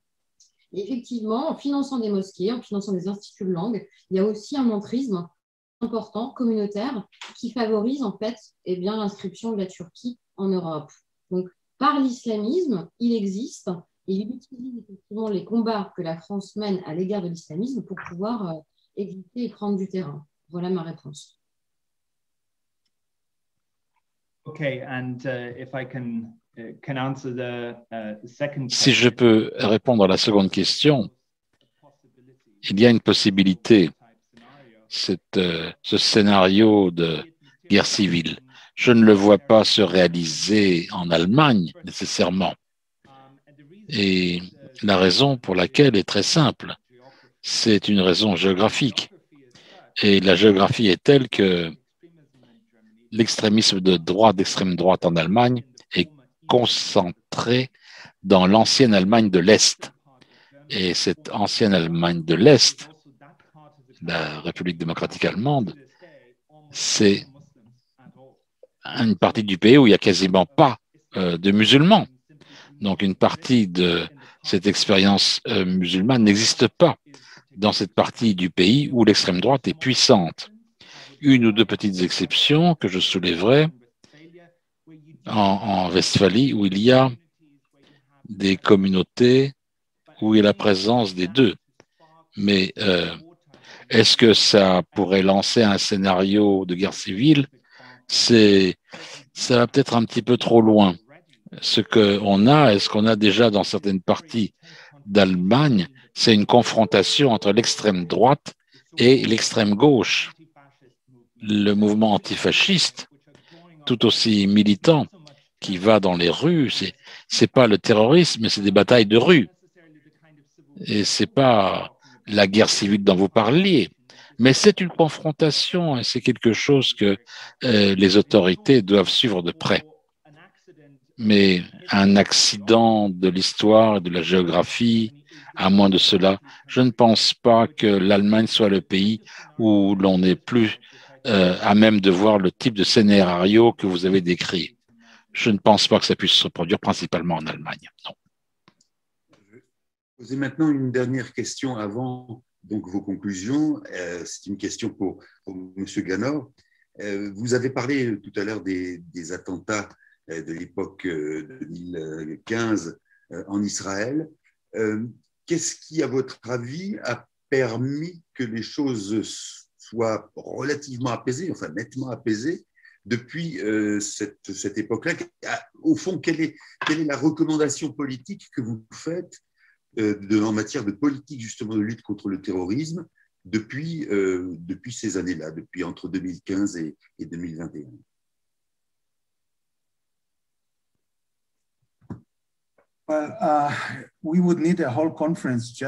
Eh bien, il faudrait une conférence entière pour répondre à cette question parce que c'est un sujet compliqué. Et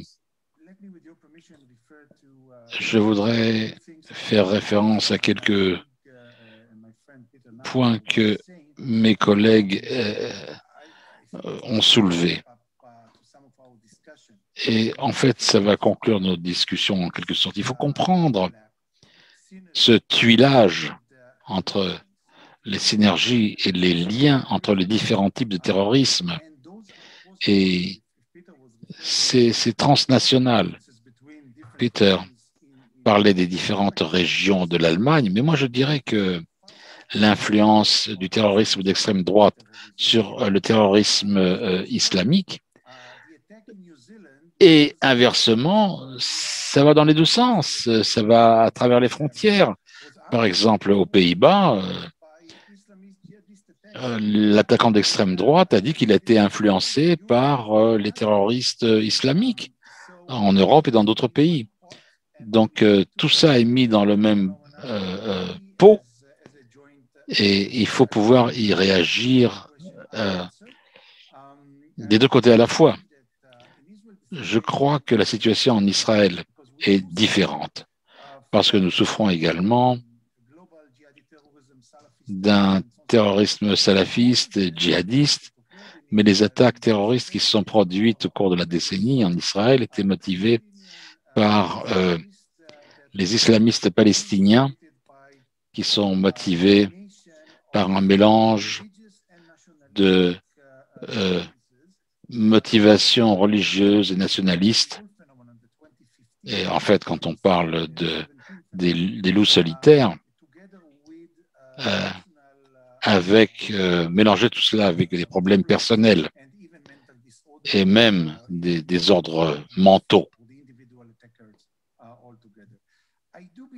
Je crois véritablement qu'en ce qui concerne les raisons du déclin du terrorisme en Israël, la raison principale, c'est un mélange d'un effort conjoint de la sécurité israélienne, d'un côté très réussi, et aussi, il ne faut pas le négliger, la compréhension du leadership palestinien avec à sa tête Abou Mazen était que le terrorisme allait à l'encontre des visées nationalistes palestiniennes.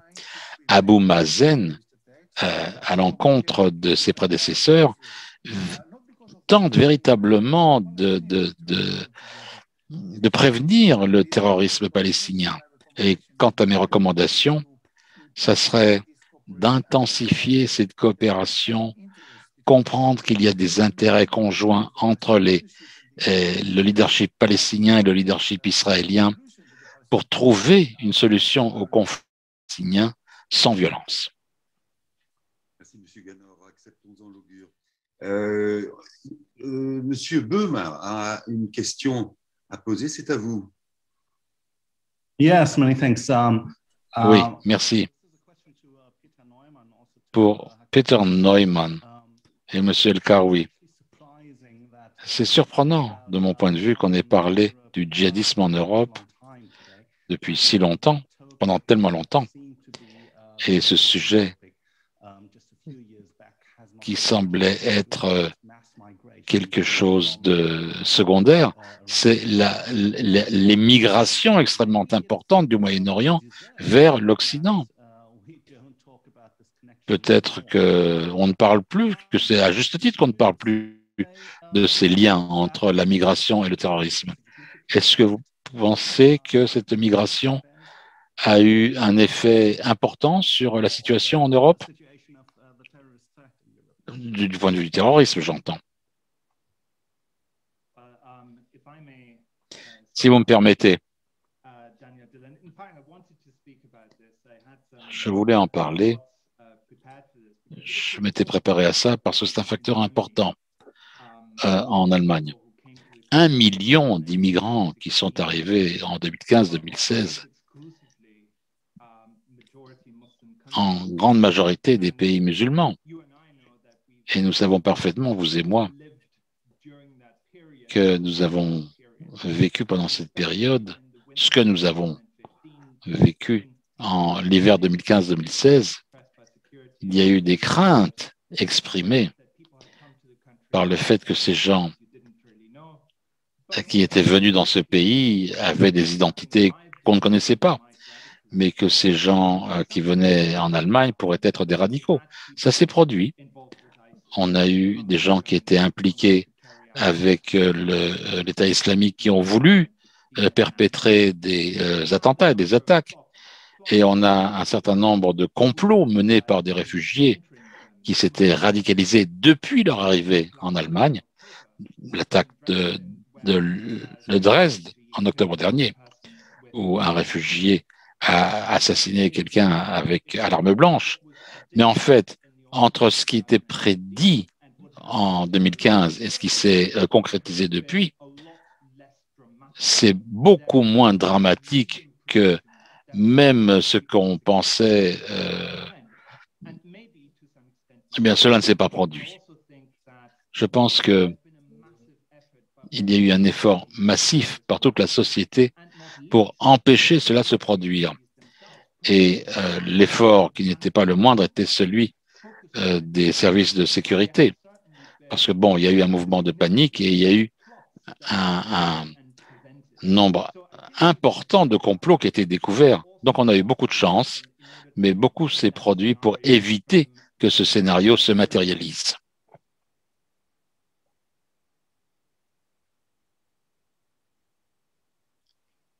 Si je peux compléter. Oui, allez-y, je vous en prie.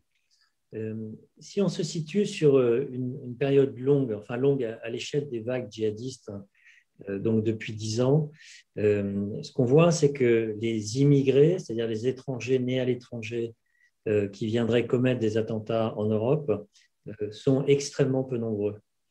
Le djihadisme, la vague djihadiste de l'année décennie 2010, elle est, comme je le disais au préalable, elle est le fait de personnes qui sont nées en Europe, et qui ne sont même pas des étrangers, ce sont des Européens, des Français, des Belges, des Britanniques et des Allemands. C'est très important à comprendre parce que derrière, ce qu'il faut voir, c'est que ce n'est plus un phénomène importé. C'est devenu un phénomène endogène. Et par ailleurs, moi, ce qui me frappe et ce que je regrette, c'est qu'on ne parle pas assez de qu'est-ce qu'il faut faire pour lutter contre. On ne peut pas lutter contre qu'avec des moyens de sécurité et d'interception. On doit lutter contre le djihadisme avec l'idée qu'on va pouvoir désengager un certain nombre d'acteurs. Quand je vous dis la moitié sont passés par le salafisme, la dimension de la conviction religieuse et idéologique est absolument essentielle. Et pour lutter contre, il faut être capable de porter un discours alternatif en utilisant les arguments de la religion pour les retourner. Et pour retourner l'argument religieux djihadiste, qui vient d'ailleurs généralement ou qui est proche du salafisme. N'oublions jamais ces éléments-là et n'oublions jamais le rôle des communautés musulmanes partout en Europe. Ce ne sont pas les États qui peuvent faire ça. Les États, ils peuvent aider, ils peuvent être des parties prenantes, ils peuvent utiliser soft power. Ceux qui peuvent faire ce travail, ce sont les musulmans, organisés dans des fédérations, dans des institutions, mais surtout des individus. Le salafisme, le salafo-djihadisme se diffuse via des individus qui ne sont pas dans des organisations ou des institutions. Ils sont maintenant de plus en plus sur les réseaux sociaux. C'est là où il faut être, il faut utiliser les mêmes méthodes de dissémination des idées. Ne l'oublions jamais et faisons comprendre aussi aux États qu'ils n'ont pas toute la solution. La solution, elle est beaucoup dans la société civile et leur rôle aux États, c'est aussi d'aider la société civile musulmane européenne. Can I just add one sentence? My apologies. Rapidement, parce que souvent on a encore une question. As we're talking about this, oui, on parle de la situation des réfugiés. Il ne faut pas oublier, nous avons exporté beaucoup plus de terrorisme au Moyen-Orient que le Moyen-Orient n'en a exporté vers chez nous au cours des années récentes. Il faut garder ça à l'esprit. Juste une précision, vous entendez quoi par exportation de plus de terroristes en provenance donc d'Occident? Lesquels?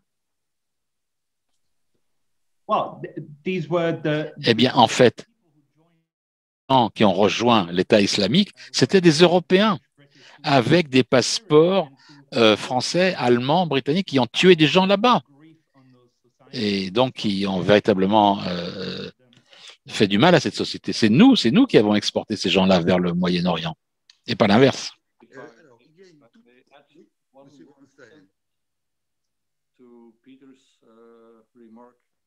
Eh bien, je voudrais ajouter à la remarque de Peter. En Belgique, en 2012, le gouvernement les a laissés partir. L'idée, c'était que, on les laisse partir, on s'en débarrasse. Bon débarras. C'est effectivement une autre question qui rejoignait celle du rapatriement et des éventuels repentis.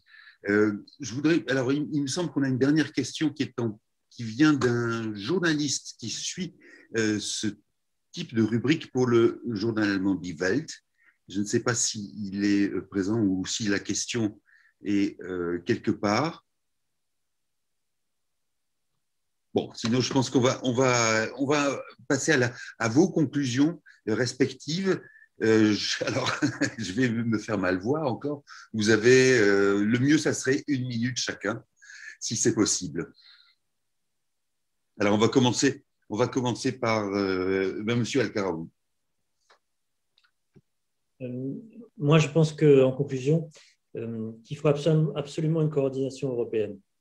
Une coordination européenne des agences de renseignement, évidemment, mais aussi une coordination européenne, non seulement des gouvernements, mais des organisations musulmanes. On ne gagnera pas la bataille sans les organisations musulmanes, sans la mobilisation des musulmans.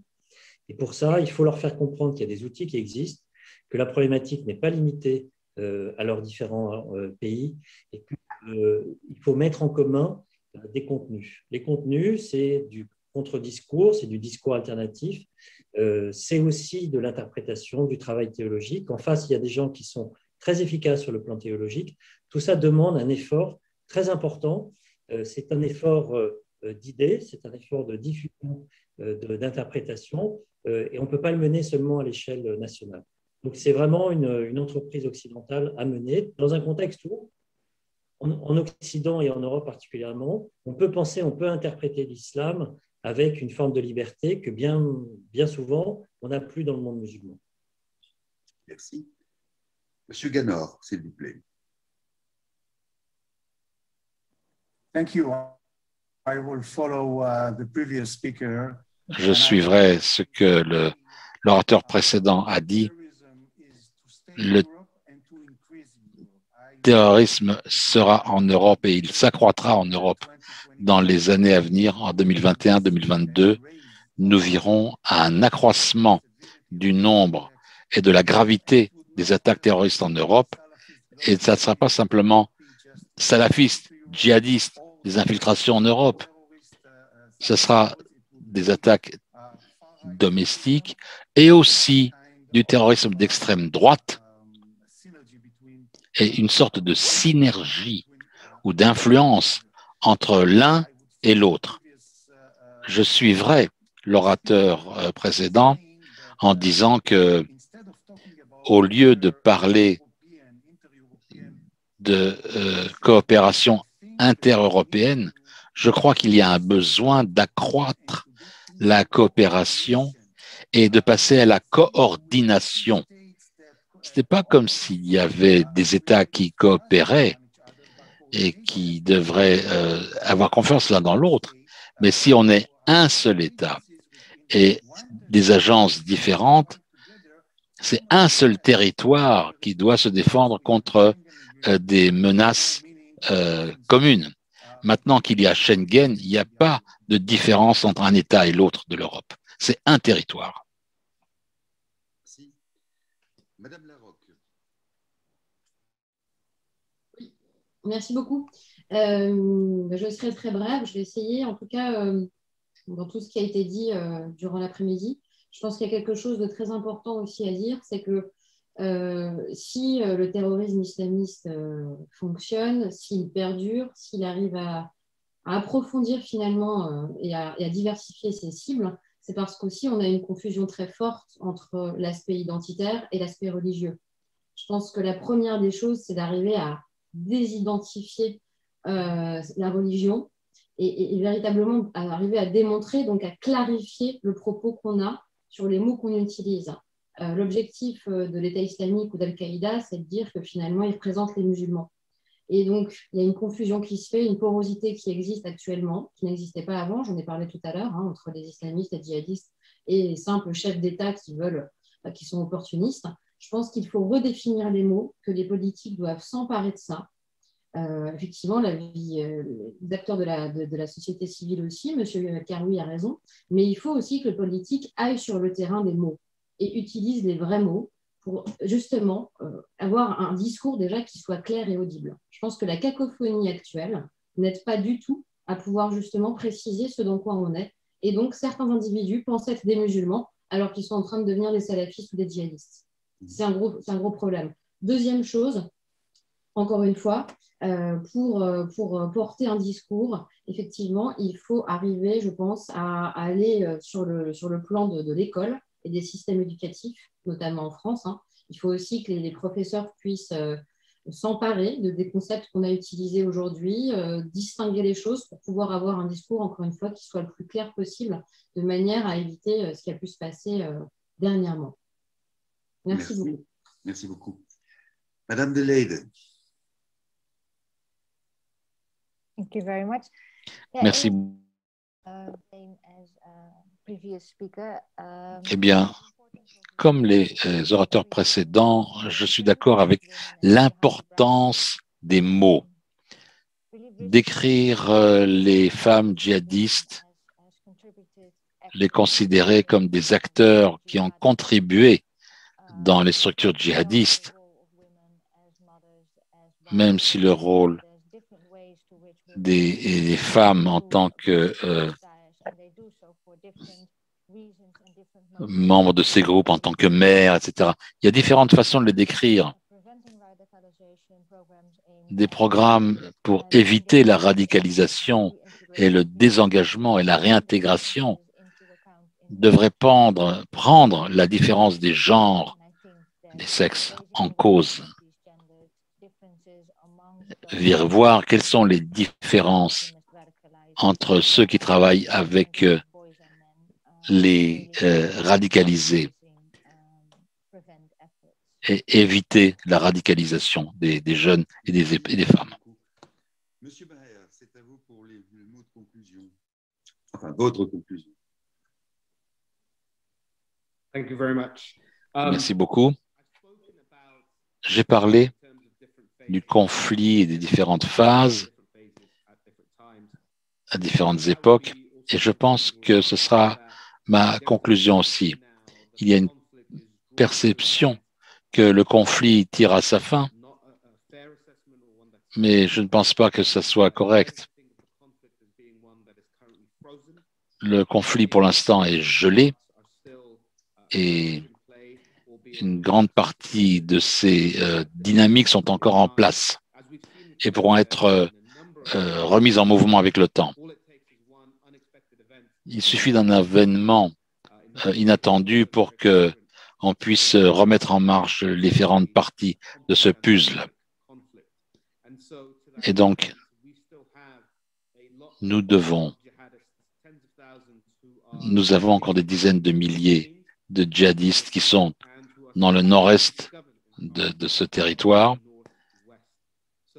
Et ce défi va se poursuivre et sera extrêmement important au niveau européen, au niveau international et au niveau régional également.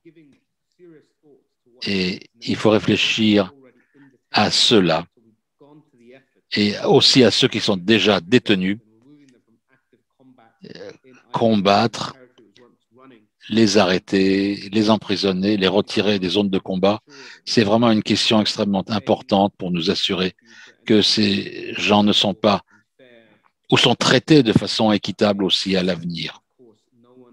Et personne pour l'instant n'a de solution parfaite ou une solution désirable sur la façon d'arriver à cela. Et ce sera le prochain défi. Ce conflit va continuer à présenter un défi de sécurité extrêmement important, comme cela a été au cours de la décennie précédente. Merci. Monsieur Neumann, c'est à vous. Thank you very much. Just very briefly, again, Très brièvement,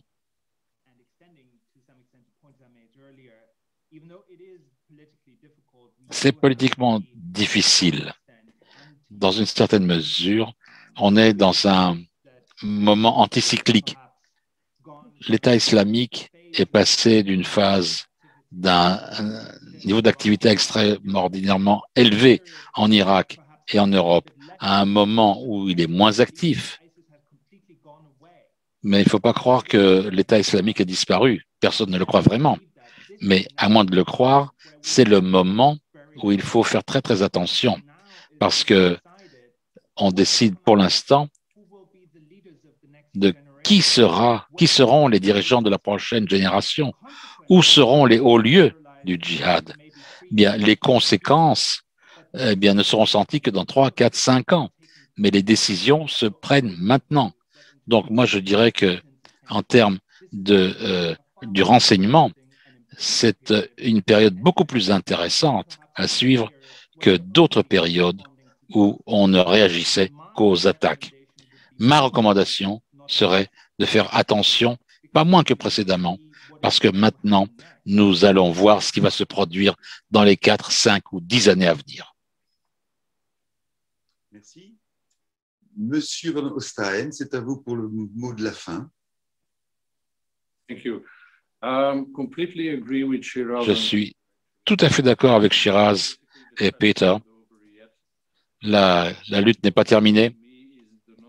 Ce qui m'inquiète, c'est,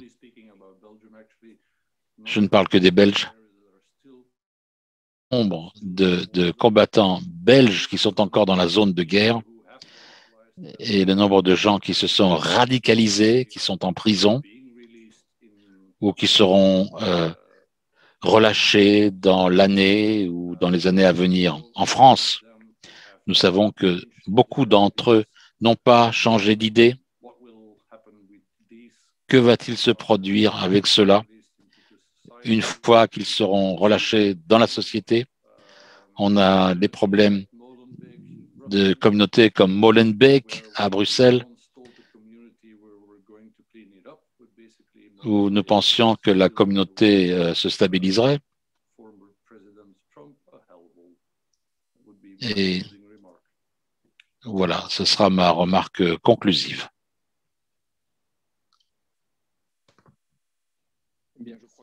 De toutes et tous. Je vais vous passer la parole sur cette citation, finalement, à la fois d'actualité qui ne l'est plus tant son concepteur a été rattrapé par l'histoire, mais je pense que M. Bensemoun va en faire un usage particulier. C'est à vous.